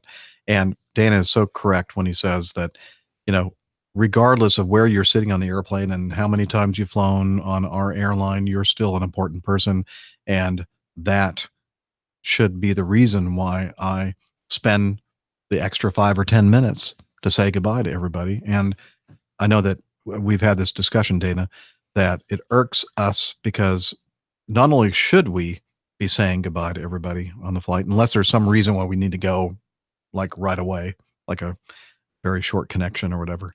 But there's so many that don't. And even our flight operations manual says that we're supposed to do it. Right. It's like, so, I think it's an important thing. And I think that maybe a lot of people don't appreciate it, but there are some that do. It's amazing to me how many times I have to kind of push my first officer to get up You know, they're sitting over there packing up their bag. They don't even bother to open up the door as we're deplaning the aircraft. And you know, it's like go say goodbye to the passengers. Right. That's part of our job. Take credit for your hard work and say goodbye to them. Now, it's not necessarily part of every airline's job, but in our airline at Acme, it states specifically in our operations manual that we are supposed to do that unless there's some reason, you know, like a reasonable reason for us not to. And in the cases, and I mentioned this before, where we have like a tight connection and I really do need to go, I usually send my first officer first. I say, go ahead and go. And then, you know, do as much as you can to prepare the next flight. And then I'll wait until at least, you know, most of the people are off the airplane. Then I'll make a PA and say, look, normally I stay here to say goodbye to everybody, but we have a tight connection and we have passengers that are waiting for us, depending on us to provide them with a on-time flight. So thank you. I'm going to take off, you know, and just that is enough, I think, to, you know, satisfy that extra touch. And David, you talk about you know, communicating. Believe it or not, the other day when I was heading up to Newark with all the delays, even if I didn't have anything good to say, in other words, really good news that we're leaving the gate, I always would take the time to go ahead and communicate with my passengers. So I take that to heart. I do appreciate the need to communicate, but I wish I could take every single one of our Acme pilots and say, this is what we need to do. Because I sat there as a first officer for, you know, better part of 10 years, and very few exceptions. There are a lot of guys that just don't do that. That just don't go the extra mile. That's, you know, that's a shame, I think. It is. I think it's an absolute travesty. Yeah. Even just making a welcome aboard PA, you know, it's almost like pulling teeth for some of them. So, you know, we feel like, okay, well, what's the big deal? Nobody really cares. Well, there are people out there that care. So, baggage. Airports can please try not to be surprised when a flight in the air for an hour or several arrives. Have the baggage team available. Don't lie either. The airline may be fooled, but the passenger can see the bags have not been delivered. This completes my rant. As ever, great show. Keep the blue sky up. And for Nick, the lawn balls rolling. Hope you have a blast at Oshkosh. I'm not sure what that is. Is that some kind of a special message there? It's a lot like Oshkosh, except it's Oshkosh. And that was again from David. Yeah, so the G is next to the H. Ah, okay. Wow, you cracked that one. I didn't. Took some doing. So, Steph. Hi. So, what do you think about it? Where have you been? I'm sorry. I doing something more important. She went for a 5-mile run. I think she may have. Yeah. She just ran another marathon. No, I didn't. I should have probably explained this at the beginning of the show, but I do actually have friends over at the house, and they've been part of the reason why they came up here is because I have a subscription to HBO, and they wanted to continue binge watching a show that they've been watching, but they don't have HBO. And I left them to their own devices to do that while I was doing this, but then dinner was served, and I felt obligated to rejoin them for a bit to and you were hungry. Food. I was also hungry, so I apologize for disappearing for the last hour. But yeah. So, well, we're so glad you're back. I'm back though. I'm here for the duration. Just in time for Plain Tales. Perfect. Well, I just set them back up with the HBO Now app, which is streaming to the TV, and they've got like 5 more episodes of this show to watch. So what are they watching? Big Little Lies. I have not watched it. I mean, they're like, do you want to watch Big Little Lies with us? But they're into like season 2 already. I'm like, well, I've watched none of it. So yeah, no, but thank you. So, yeah, I don't know. They seem content. Set up downstairs. Well, that's important. It's kind of like what we do with children sometimes. Here, just watch Paw Patrol. Just sit there. What do you got to do? But then I had to reset it back up after dinner because they had left it playing and it went like 4 episodes ahead. And yeah, I'm using the Chromecast to do it because my actual TV would not connect to the internet because technology, you know. Yeah. It's good times. And then the Chromecast was all messed up because I wanted to go back and it didn't want to do that. And just wanted to keep plowing ahead. We'll get it together. Come on. Where it was. You know, I fixed it. It's good. We're good. So. All right. Okay. Did I miss anything important? Not really. No. You missed it all. Blah, blah, blah, blah, blah. That's all we were doing. Yeah. No. But now we have something that's definitely worth listening to. And it is the third part of the interview with the professional aviation photographer, Jeff Lee. So here we go. Old pilot, take it away. How we were going to get that 100 knots quickly when the range called 350 to 450, how we could get there. The Old Pilot's Plain Tales. Jeff Lee, Master Photographer, Part 3. I continue my interview with Jeff Lee, who is the Chief Photographer for British Aerospace and who worked for Eurofighter, Airbus, and many other famous companies. His skill as an air-to-air photographer is renowned throughout the world of aviation. We left Jeff trying to get a photograph of the first RAF Typhoon ASRAAM missile. So what Sally worked out whilst we were in transit was to actually dive down 1,000 foot, whatever height they were at, we'd be 1,000 foot above, put the aeroplane into a dive and obviously full throttle. And that would give us a fairly rapid means of gaining 100 knots. But of course, what we didn't take into account, the range also say turn left, turn right, 10 degrees, 5 degrees. Now on a Eurofighter, when he turns right 10 degrees, he snaps there and he's instantly there. For us, obviously, we're lagging behind and we're still gaining speed.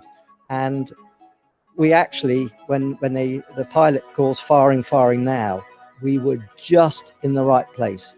And that shot, that gives me a lot of pleasure, primarily because it was the first time I'd ever used a digital camera to use for a firing. And I knew on an old film camera, I could get 8 or 9 frames a second, and somewhere within that roll of 36, I would have the money shot and one either side of that. But I would always have the money shot. But at that time, the Nikon D1, for me, and where I worked at Kingston was actually, which is still there opposite Nikon's headquarters, and we knew the salespeople quite well. So I went over there and said, how do I get my camera to get any frames per second? Because at that stage, digital photography was pretty crude.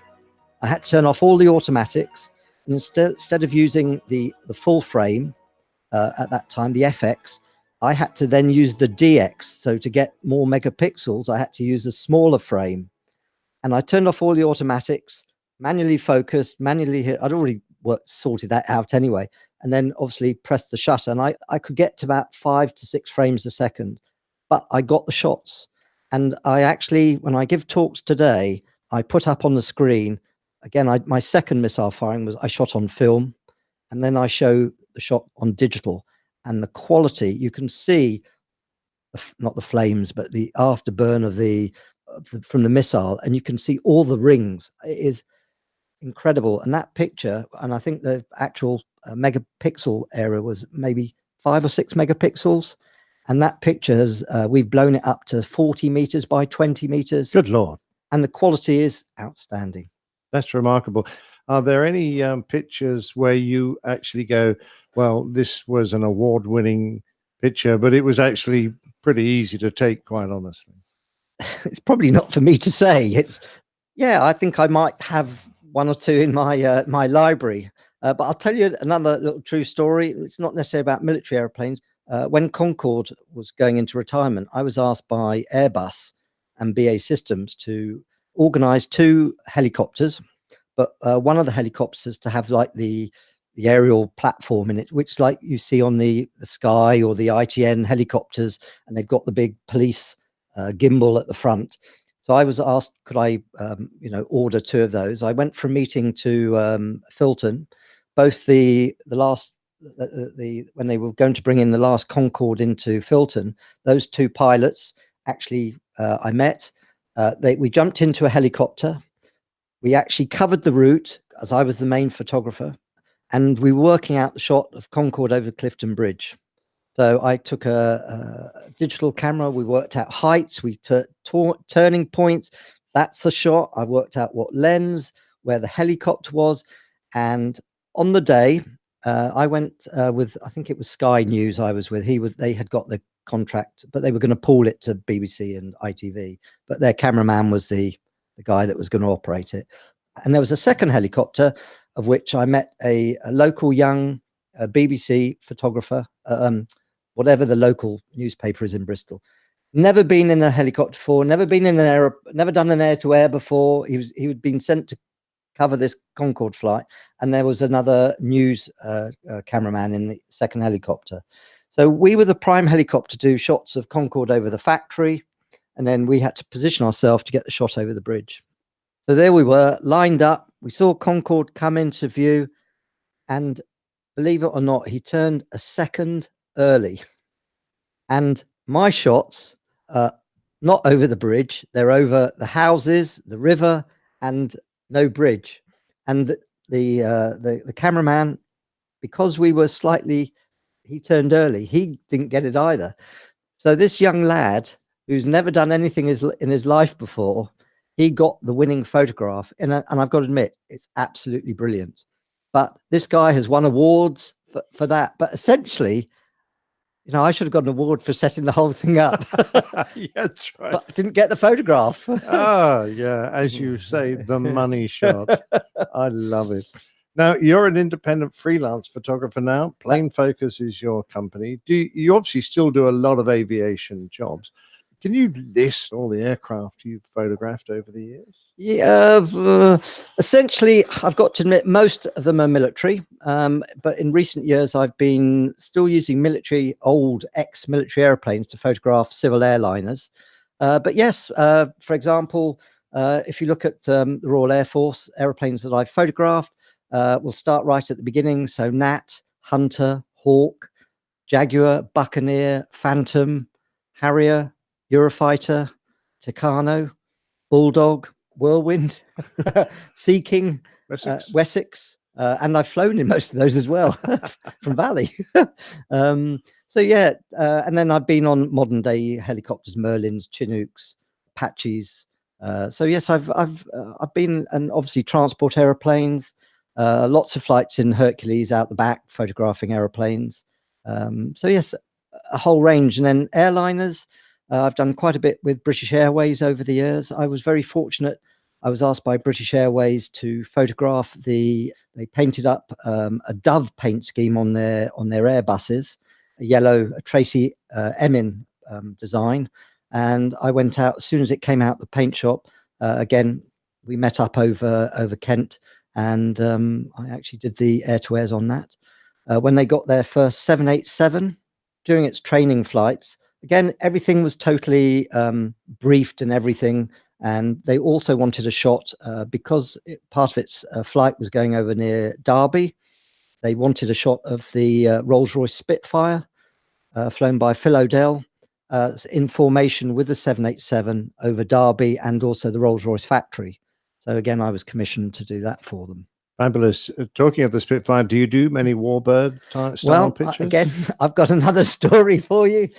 This was about 5 or 6 years ago. And this one was quite a special one because, again, I'm very lucky. I've worked with the BBMF, the Battle of Britain Memorial Flight, quite a few times over all the years. But this one really was one of these super jobs. I got a phone call on the Monday from British Airways, again, a pilot friend who was ex-Air Force. And he said, Jeff, on Saturday, just to give you an idea what's happening, the Battle of Britain, I think the association have hired a Airbus to fly over southern England to show there were going to be 14 Battle of the Britain pilots that were alive at the time, actually in the aeroplane with loads of VIPs, and I can't remember all of them because obviously I wasn't on that aeroplane, but there were loads of dignitaries on there. And what they didn't know, so they were going to go over the Biggin Hill and the south coast to where they fought and also where they took off from. But what they didn't know is the association had actually booked a Spitfire and a Hurricane. And when they arrived at the south coast, the pilot was then going to start playing Battle of Britain music. And on that cue, a Spitfire and Hurricane would actually appear in their windows either side. Oh, wow. So this was Monday. So they said, Jeff, could you come up with a plan? Oh, by the way, could you come up with a suggestion of how we'll do it? And where we're going to do it. And by the way, can you rent an aeroplane? Can you get a pilot? Oh, and for tomorrow, Tuesday, we would like some thoughts of how to put it together. So then I went about finding an aeroplane. So then again, I contacted my ex-RAF friends, and I found a JP3 that we could use. And the most important thing was it obviously had to have a little bit of endurance, and they actually, finding not throttle bashing, they were actually not too bad for what we required. Wednesday afternoon, I got an email to say it had been approved. Saturday came, but before then, obviously with the British Airways, and I was very lucky that the two guys flying the Spitfire and Hurricane were two old mates of mine, ex-Air Force guys. And also the guy flying the Airbus was Paul Chenton, who was an ex-Battle of Britain and F3 pilot. Oh, brilliant. So they knew my name before it all turned up. I knew them. So I knew I was dealing, again, even though it was British Airways and obviously independent Spitfire and Hurricane guys, we all knew each other. So on the day, believe it or not, we had to pick our aeroplane up from East Midlands and then come down to Manston, because that was our rendezvous point over Manston. Spitfire and Hurricane came from two different bases. I don't know where, but they came from different places. And obviously the Airbus came from Heathrow. We got airborne at our allocated time, and we had to hold over Manston. Then we got a call on the radio to say the Airbus was late. Then the Spitfire and Hurricane turned up. But believe it or not, the reason we were late, because British Airways, what they hadn't thought of was that 14 old people that needed 14 wheelchairs. And that was a delay. So we basically went to height. We just went in circles with the Spitfire and Hurricane. And then eventually we got the call. I think they were about 15 minutes late. The Airbus went a full pelt to come and join us. And we literally joined up. We went past Dover. Again, this stage, the guys had no idea what was turning up. And then suddenly, obviously, we got on the radio, the Spit and the Hurricane just gently rose either side. And apparently, so we heard from the captain after we landed, the guys on board were just like, they couldn't believe, that made their day seeing those airplanes. Oh, super. So we literally fantastic. went to Seven Sisters, did 2 circles, went back to Manston. Then we had to go back to North Weald because I'd organised an ITV van to turn up, a satellite dish. I literally I gave him my videotape. I then legged it to Heathrow with my cameras. I didn't even have time to get out my flying suit. Drove to Heathrow. We downloaded the images and put them to the newspapers. At the 6 o'clock news, my footage with the stuff that was on the Airbus was already being transmitted. Oh, superb. And then on the bank holiday Monday, it had all my images over the Seven Sisters. Brilliant. Absolutely brilliant. Do you have any anecdotes that you particularly enjoy telling over the dinner table? What's one of your favorites? I've been very fortunate. I've flown with the Saudi Air Force, the Omani Air Force, the German, the Italian, the Spanish, all fantastic air forces. Met some lovely people. But we were doing some flying in Oman, and we were photographing and filming some Jaguar airplanes, of which there was an ex-RAF guy over there who, again, I met in the UK at Coltershall and a few other places. We did this Jaguar sortie, air-to-air sortie, and that all went incredibly well. And then we had to transit back to Mazira, which is a little island to the east of Oman. And we transited back, probably not the same altitude as we would have done in the UK.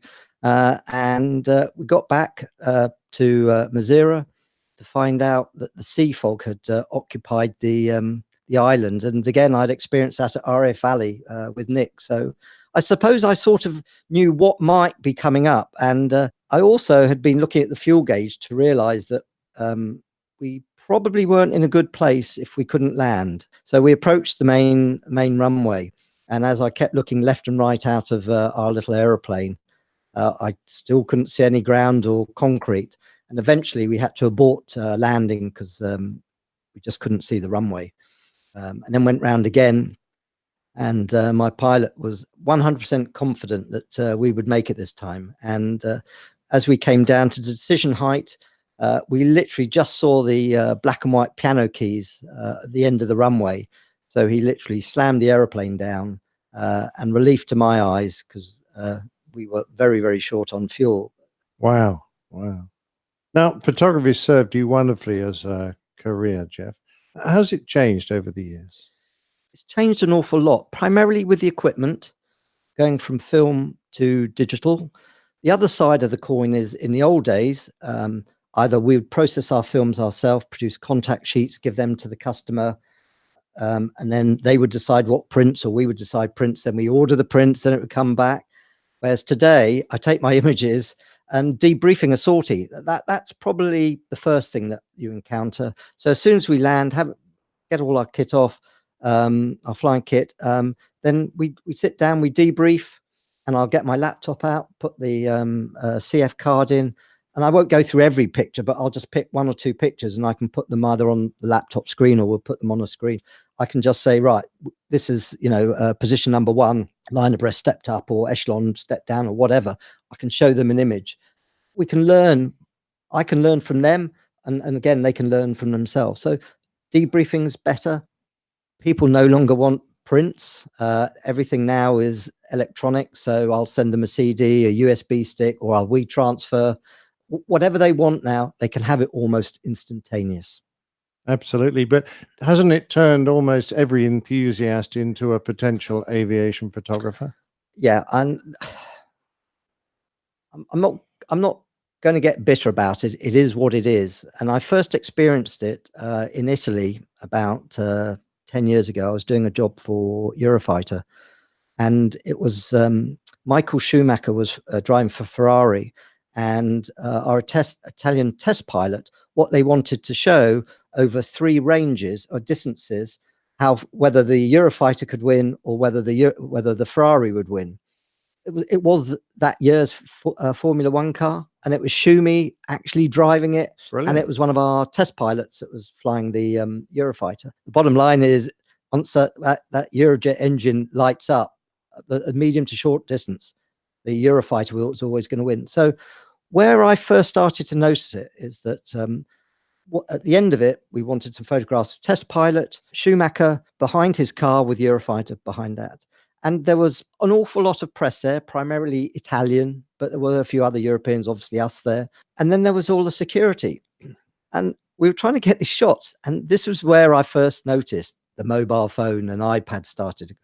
Half our shots we couldn't use because there was everybody's putting their mobile phones up to take pictures.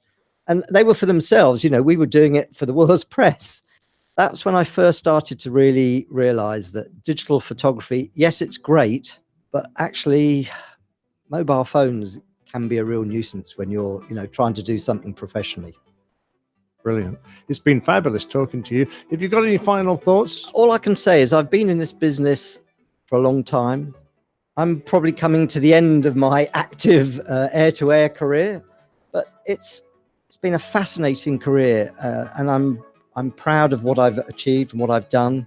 I've won a few little awards here and there for various projects we've been in, but I think if I was starting out now as a young photographer with what's happened within the industry, if I was starting out now, I would probably question myself whether I'd want to get into photography. Not because I don't enjoy it, and I still, to this day, I still get a buzz, when I put my flying suit on, get the cameras and walking, and sitting in an ejection seat or whatever aeroplane. That has never diminished. I thought one day, there was a time where I was just like, I really can't be bothered. And I've never got there. Photography, I love it as much today as I did all those years ago. But as a career now, I don't know, but I still to this day I'm fighting fit, and I'm always ready for my next air-to-air sortie. Brilliant. I want to thank you very much indeed for giving us your time and sharing your experiences with us. My pleasure, Nick. My enormous thanks to Jeff for his time and his insights into this fascinating subject. If you want to see what Jeff's up to and take a look at some of his images, visit his website at planefocus.com. If you enjoyed this interview, please leave us a review. Wow.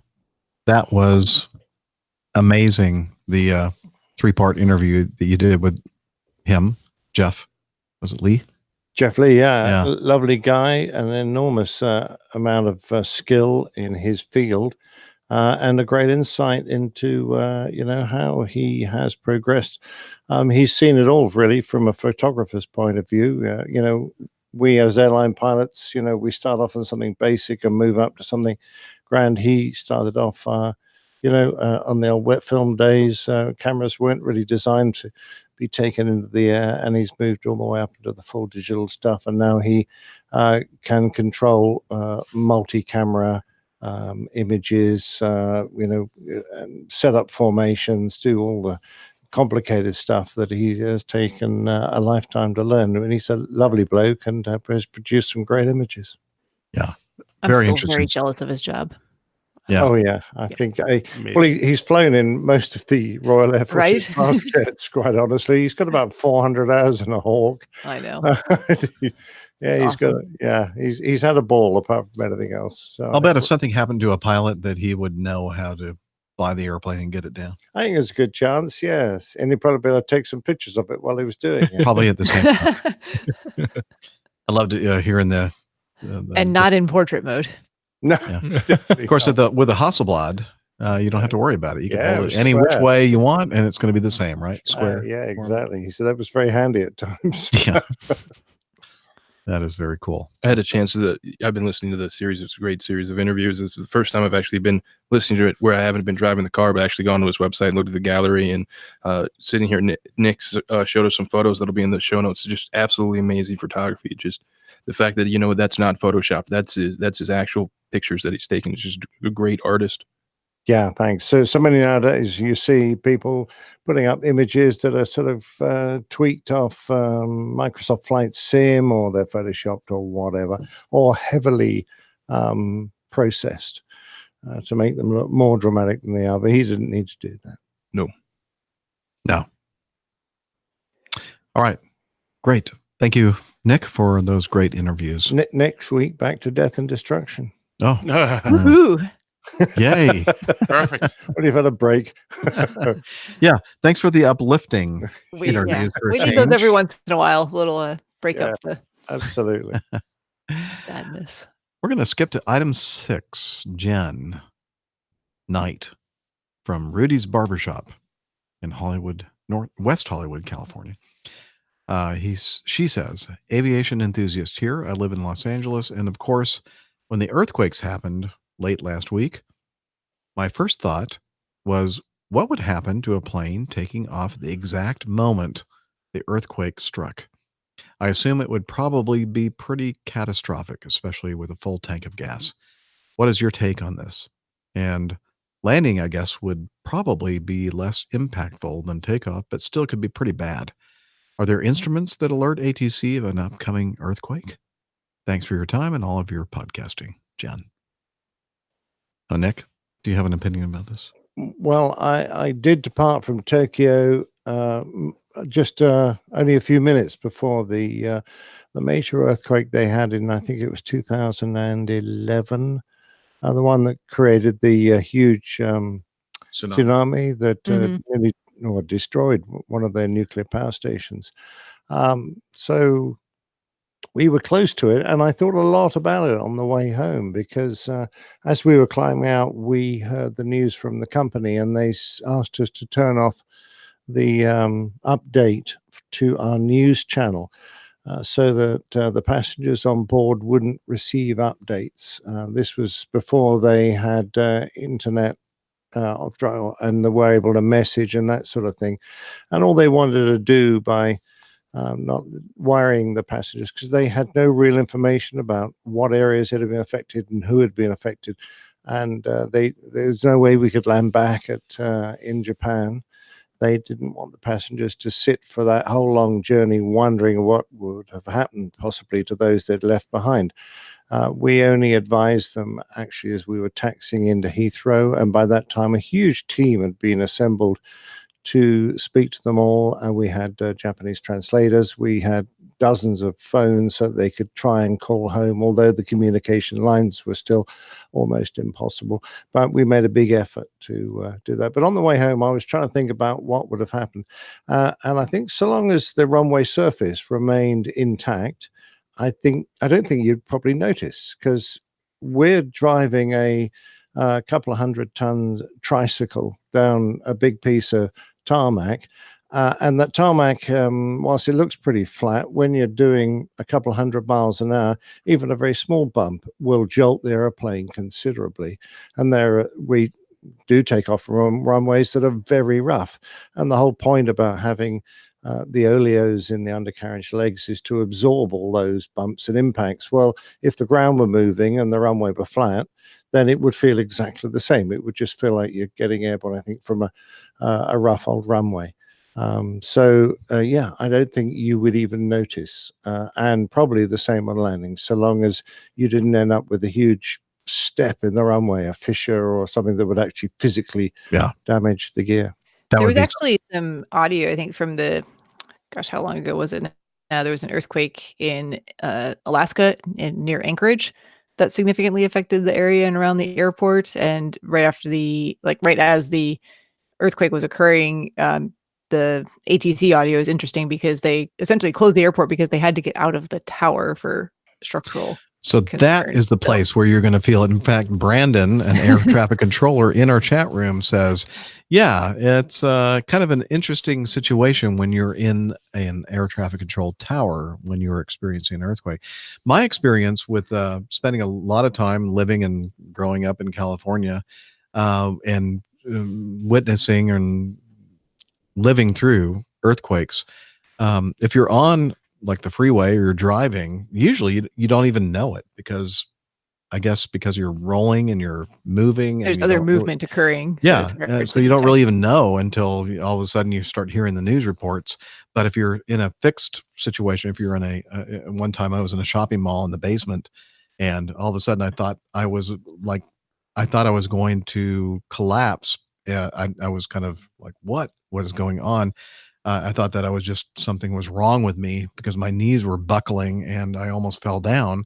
And then I realized I looked around and everybody else is looking like, what is going on here? And then I started seeing things swaying and everything. Oh, we're in an earthquake.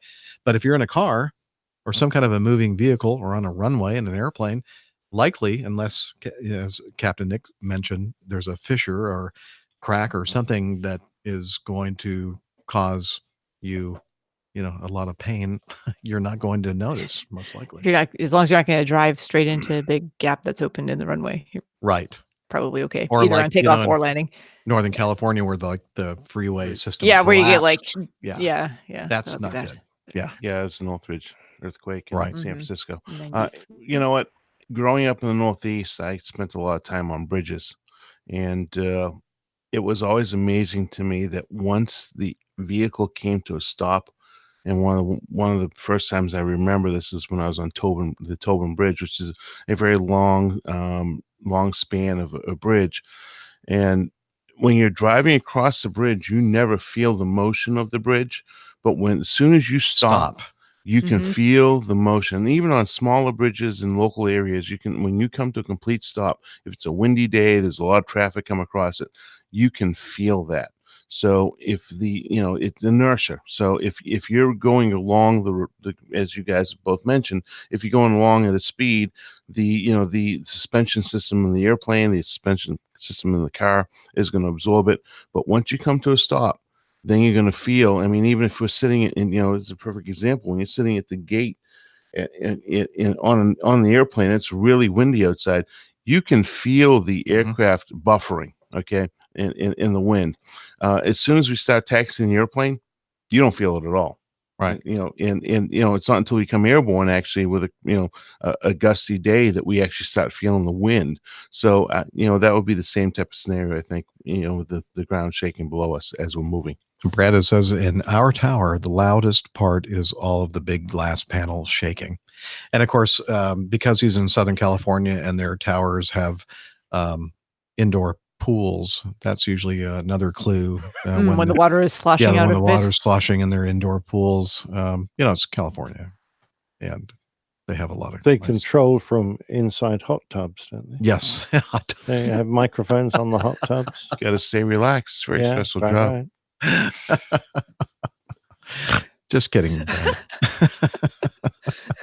That was snort-worthy. I will say that was great. After an earthquake, pretty much the airfield is closed for a good 10 or 15 minutes. They'll stop arrivals and departures while airport ops gets out there and does inspections of all of the runways. In the last big earthquake last week out near Vegas, or halfway between Vegas and LA, shook all of the airports in the Southwest, and all of them went into holding for runway inspections prior to make sure there wasn't any damage to the runways. But you don't know of any instruments that indicate upcoming earthquakes? There's nothing special that air traffic have that the emergency services would have? I don't think there's any equipment that we have invented yet to predict earthquakes. You know, there are apps out there that supposedly warn you before an earthquake hits, and I'm going, what? How can they do that? They say animals can sense that better than we can. I think that's right. Yeah. But how do they? Well, How do you harness that into into an app? Yeah, exactly. Yeah, good point. Yeah. See, my dog or cat is like running for cover, Like freaking out, and I don't know why. And then everybody. Earthquake. The movement generates electricity, doesn't it? Which can change locally the magnetic fields. I think that they can sense things that we are they can unaware of. hear stuff. Yeah. We can't. Mm-hmm. Of course, Craig Messerman in our chat room says P-wave warning. There you go. Delta P. Delta P. Sorry. Wait, where is it? Here we go. Yes. Okay. Interesting question, Jen. Thank you for posing it. Not sure we helped at all, but yeah. Well, there was also video between that last earthquake of a baseball game was going on. And they just kept going. The commentators were mentioning that how bad the stadium was shaking up in the booth and all that. And there was 2 or 3 pitches going on in the middle of the earthquakes. Like they didn't even stop for the earthquake. So either they didn't feel it on the field, or they didn't know. Huh. Mm-hmm. Baseball players. Insensitive. Lane says, when goats start dancing. Or media taking something and expanding it to epic proportions. Yeah. I think that's a great episode title right there. When goats start dancing. Sorry, Brandon. I didn't mean to let your secret out about the tower hut. That would be a quick bit hard to put on a picture, but I'll try. Oh, I have no doubt that you'll be. No, I'm sure you can do that. I'm juices positive. will be flowing, and there will be something entertaining for us. Okay, let's move on. We'll do this at least one more here from Rod. He says, "Hi crew, longtime listener from Australia. I have a question. Why do aircraft lower flaps to takeoff position prior to taxiing as opposed to just prior to takeoff? I would have thought taxiing with the flaps down would have exposed them to a higher risk of damage from FOD, which is foreign object damage, particularly on low-wing aircraft like the Mad Dog or an aircraft with engines forward of the flaps. Thanks for the great show. Cheers, Rod." Well, anybody have any ideas why would we put the flaps out before we taxi? Eliminate a threat. So you don't forget. Huh? So you don't forget. Yeah. Yeah. Why? Is it important that we have the flaps out for takeoff? No, not at all. No? Do we probably haven't had any major aircraft accidents involving airplanes without the flaps? Not a one. Takeoff. No. Ever. So- Nothing ever happened in What's the Detroit. big deal then? Yeah. no big deal. Eliminating the possibility of forgetting, or trying to reduce the possibility of forgetting to put the flaps down, is more important than reducing the risk of Yes. foreign object debris damage. Absolutely. I'm sure that is a factor, but I think that the exposure to wear and tear on the flaps is outweighed considerably. Yeah. By I would think, especially at most major airports too, where you're landing on prepared surfaces and runways are inspected for debris and things like that, your risk is going to be low-ish. I think you're for right. damage. And you remember when you taxi an airplane, the speed at which you're taxiing, the chances of throwing something up into the flaps of slats at that low speed and doing any significant damage is very negligible. Unless you were Southwest. Because it's high speed. That's B1 taxi. Wait, hold on. I taxi like Southwest. Yeah, I tend to taxi a little bit quickly as well. Oh, speed limit in Atlanta is 30. You're supposed to do the Yeah, 30. that's why I always keep that screen up to see how fast I'm going, just to make Exactly. sure I'm at least 30 or less. They have that in the That's one like of a our little. guidance. Yes, it's on the 10-9 Warning. page. Yeah, I think it's a bullet point on the airport diagram. Yep, it is. Yeah. Of course, there is one occasion when we always hold our flaps until just before takeoff. When's that? And that is when we are in snowing conditions. When Maybe it's for your precipitating. airline, Maybe but for not your ours. airline, not for us. They Oh, changed. okay. It used to be that way for us, but they changed that because again, they said, you know what? We think it's a greater threat to forget. So we actually configure even in snowing, icing, whatever. So you Just configure everything gets- and are anti-iced with your flaps out. Yes. So okay, we don't. Yeah. So in answer to your question, some airlines still do that procedure where they will de-ice and anti-ice with the flaps Flaps up. retracted. Yep. And then you'll taxi all the way. You'll hold the checklist at the appropriate point, and then you'll taxi all the way out. And then just at the end of the runway, you will lower the flaps and complete the checklist, and then go onto the runway and take. But but I would think that would allow for contamination on the non-de-iced portion. Yeah, yeah. Well, that's why you wait till you get to the end of the runway, so that there is very little chance of any contamination landing. So, you're talking a few, 30 seconds, a minute. Yeah. I mean, I can see both. I can reason both methods, but and as I mentioned, at Acme, we did that for many, many years. Most of my career at Acme was the way you just said, where you leave everything retracted until after you've de-iced and then you configure for takeoff. But I guess they reasoned that it was more of a threat that you might forget. So yeah, and I'm not supporting the concept of I know doing it our way. I can see both ways actually. Yeah, because to me, it's just a way of doing it. Yeah, it's not the best way of doing it. No, many of us old school people said, "Huh?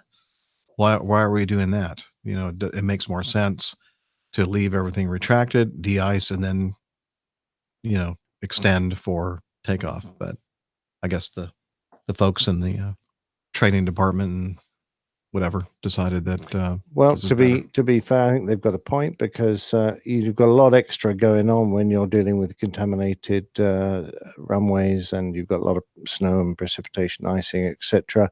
And to have a change in your procedures is yet another factor to try and remember. So I don't think it's necessarily ideal doing it that way. Yeah. And as we all know, in the airline industry, things are always changing. Always. Yeah. Just for the sake of There's always a good change. Yeah. As I say, there's always it's always a good idea to review and change things that make sense to change. Or you might be a new person Or just- in management that decides that you're going to change something because just because you need can to put my name justify on your it. job somehow. I was just gonna say, if you don't change something, Flat Ops doesn't have a job, so you have to do something. I didn't say that, or I may have, but I didn't really mean it. Okay. And that's why I'm not in flight ops. It's all right. Acme flight ops aren't listening. I'm sure they're not. And if they are, Does I love Acme you guys have flight ops? and gals. I really do. Don't worry, You it's know just it. someone on the third floor that said it. It's okay. Yeah. All right. I think this might be our last one here. What do you think? Item number 9 from Gus. How to spot an APG pilot. Not sure how you do that. I'm a military pilot who hopes to one day join the ranks of airline greatness that y'all epitomize. Let's just bask in that for a moment. Has he listened to this show? I was wondering who he was describing. I'm still basking. Is it us? Okay, I'm good now. Many of my friends have already hung up their Nomex flight suits for your spiffy airline uniforms. As a frequent commercial traveler, I enjoy looking for them while traveling and trying to meet up for a quick cup of coffee or even just a quick hello on the concourse. When traveling on Acme, I particularly look for Captains Jeff and Dana, often cued by the APG calendar. That's another good plug for the APG calendar. We usually have our schedules on there. So if you're out there flying somewhere in the world, you might actually, spot us somewhere at an airport. After listening to your July 7th episode, I now know how to spot Miami Hick. Texas Charlie provided some great tips that will sharpen my ability to spot the legend in his natural habitat. He's talking, of course, about the you might be a redneck pilot if. So anytime I hear Dixie on the flight line, see mud flaps on a plane, or hear a cricket, I'll know I'm in the presence of greatness and be sure to introduce myself. Cheers, Gus. Well, thanks, Gus. And if you hear crickets, it's most likely because Miami Rick is actually on the show with us and talking about something very interesting and technical. For a very long time. It's been, for a very long time. It's been a very long time since we've heard Miami Rick do that, but we still have the crickets in the soundboard. Just in case. They're waiting in the wings. Yeah. For their... We haven't given up. We have hope. So, Rick, if you're out there listening, come on, come back. We love you.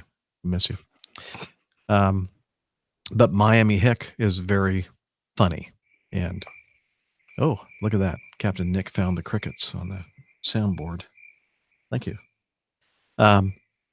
Yeah, so we have fun here. And Gus, we hope that someday you get to hang up your Nomex flight suit and put on one of our spiffy airline uniforms. Spiffy is a good word. I like that. Yeah. All right. Everybody's looking at me like, what are you talking about? Well, it brings up a great visual. I just don't know how to render it into words other than the word. Well, speaking of spiffy, I think Dr. Steph looked really spiffy when she was wearing my airline captain hat. Yes, I think so too. I thought you looked spiffy when you came over to my house for the treason day. I mean, you looked very spiffy when you showed up, and we made sure I pointed it out to you how spiffy you looked. No, but she looked spiffier in the airline captain cap. I think much better than I look with it. I think it's a good look for me. Yeah, actually, I think I've got a couple of those pictures hanging around of different. Yeah, we're gonna have to put that in the airline show pilots notes so caps people. that I've. I think you should have it framed and put on your wall. Mm-hmm. Now I'll put it right next to. I think you should wear my hat when you do the 5K at Oshkosh. Oh, I could. I don't know if that'll be able to see where I'm going, but that's not important, right? Should I bring it? We get some bungee cords for you. Yeah, I can bring it. Yeah. Okay. If it's like 100 degrees outside, I'm not going to wear it. Yeah, but, maybe not. Yeah, it'll be gross. But if it's reasonable, Yeah, it's his maybe. hat. It's all good. Hang on. Yeah. People have run marathons in divers suits. Surely. Yeah, they're crazy. Yeah. And you're not? What are you doing on this show then? Good point. Yes. Yes, Touché. we're all a little bit intellectually challenged and psychologically challenged. All right. Well, I know there were a few more items in our feedback, but I'm feeling the vibe like we should end this thing. It's getting late, and we have some Nick folks is here that have early mornings. hanging on. Yeah, Nick is like falling asleep, and Michael and Dana have early mornings ahead of them. So it's now time for us to end the show. And just a quick mention of our website, airlinepilotguy.com. You should check it out because there's lots of good stuff there. We have apps for your iOS and Android platform phone or tablet device. And again, information about that can be found in the show notes or on our website. And we're also on the social medias. The social medias are back again. You can head over to twitter.com, and we're there using the handle @APGcrew. We are also on Facebook, facebook.com/airlinepilotguy. So we would love to see you on the social medias. Come interact with us and learn about what we're doing and where we might be and all kinds of aviation related stuff. All right.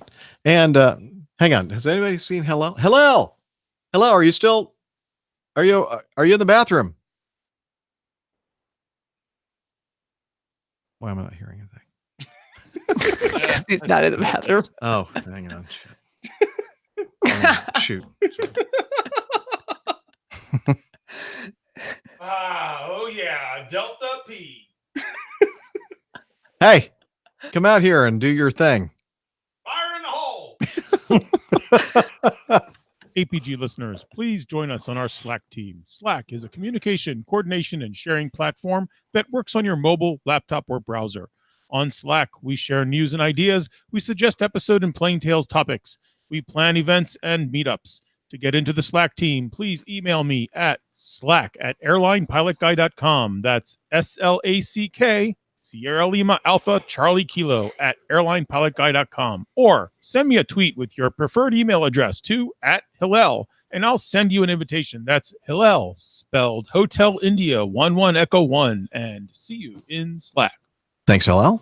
And until next time, all of us here in the APG community and on the APG crew wishing you clear skies, unlimited visibility, and tailwinds. Take care and God bless. Cheers, Bye, y'all. everybody. So long, everybody. Have a good one.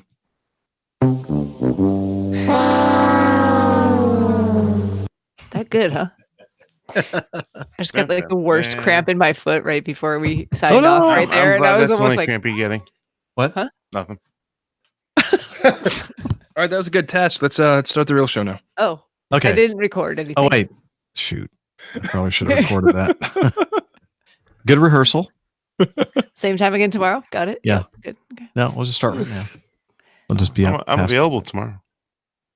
Well, I thought you were flying. Yeah, but I'm done early enough. We could do it again. Ah, okay. Nah. Thank you for the offer. Toga! Toga, toga, toga, toga, toga, toga, toga. I like this, though. Uh-oh. Nick has control of the soundboard. Yeah. Nick's had a few too many beers. There's and more is beer. exhausted. What the? 2 more beers. Yeah, the toilet flush is gone. Huh? Where is the toilet flush? Ta-da. Here. I can find it here. Try this trackpad. And right here.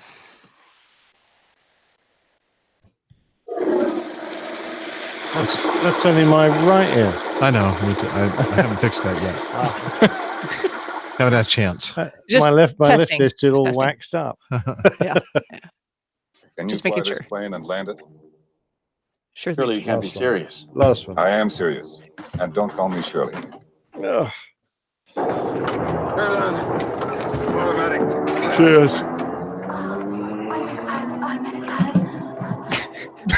Pardon?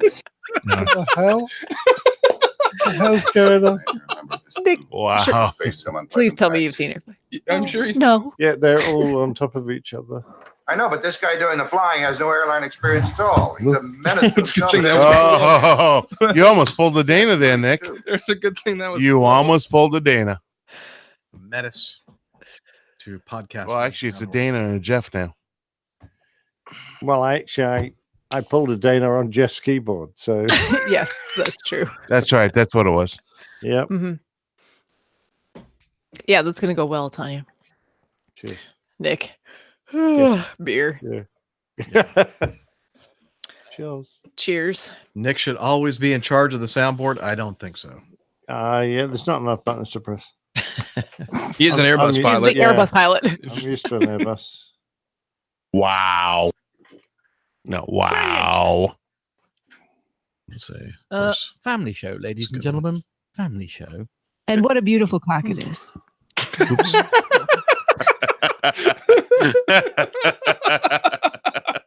Sorry.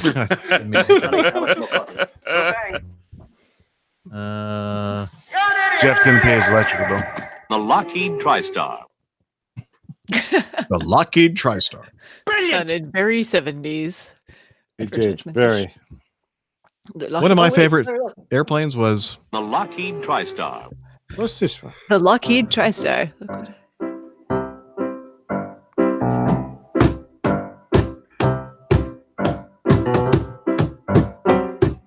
that's what I usually play before we do Tarquin. Ah.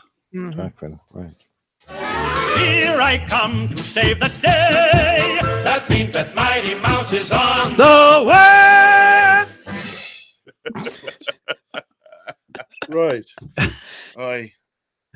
Yeah, it's time for Mike us to looks shut this slightly down. terrified. He's never coming back to join you guys for a podcast again. No, Mike is. Well, you know what time I went to bed this morning and got up I this bet, yeah. morning. I do.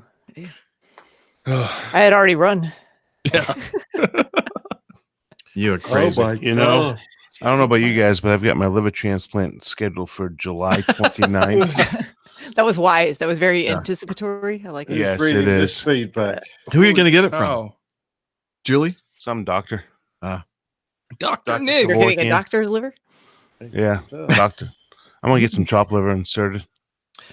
So, folks, we need to shut this down and get Go out to of bed. here. Yeah. So, thanks for hanging with us, you crazy people, and look forward to. Make sure that you're here next week when we, or whenever we do this. What, next week or maybe the week after? The week after is actually Oshkosh week, so it's probably going to be more than a week. Maybe the weekend. Yeah, maybe the weekend sometime. Maybe just split the difference. Because you're somehow. getting in Sunday, Saturday, and you're going. You're Sunday getting morning. Sunday, maybe Sunday would be a good day. Could work. Yeah, I'll be there. I'm gonna plan on being on the first flight into Madison on Sunday because somebody that needs to be obeyed requested that I stay home on Saturday. Ah, okay. Well, you're a smart man. Okay. Considering I'm working all the time. Yeah, understand completely. All right. We'll see you then probably next weekend at some point. And again, make sure that if you're a Coffee Fund Cadre member, especially Patreon member, you'll be seeing some stuff from Nick and I'm sure. And with that, wishing you clear skies, unlimited visibility, and tailwinds. Take care and God bless. Bye, everybody. Bye. Bye-bye.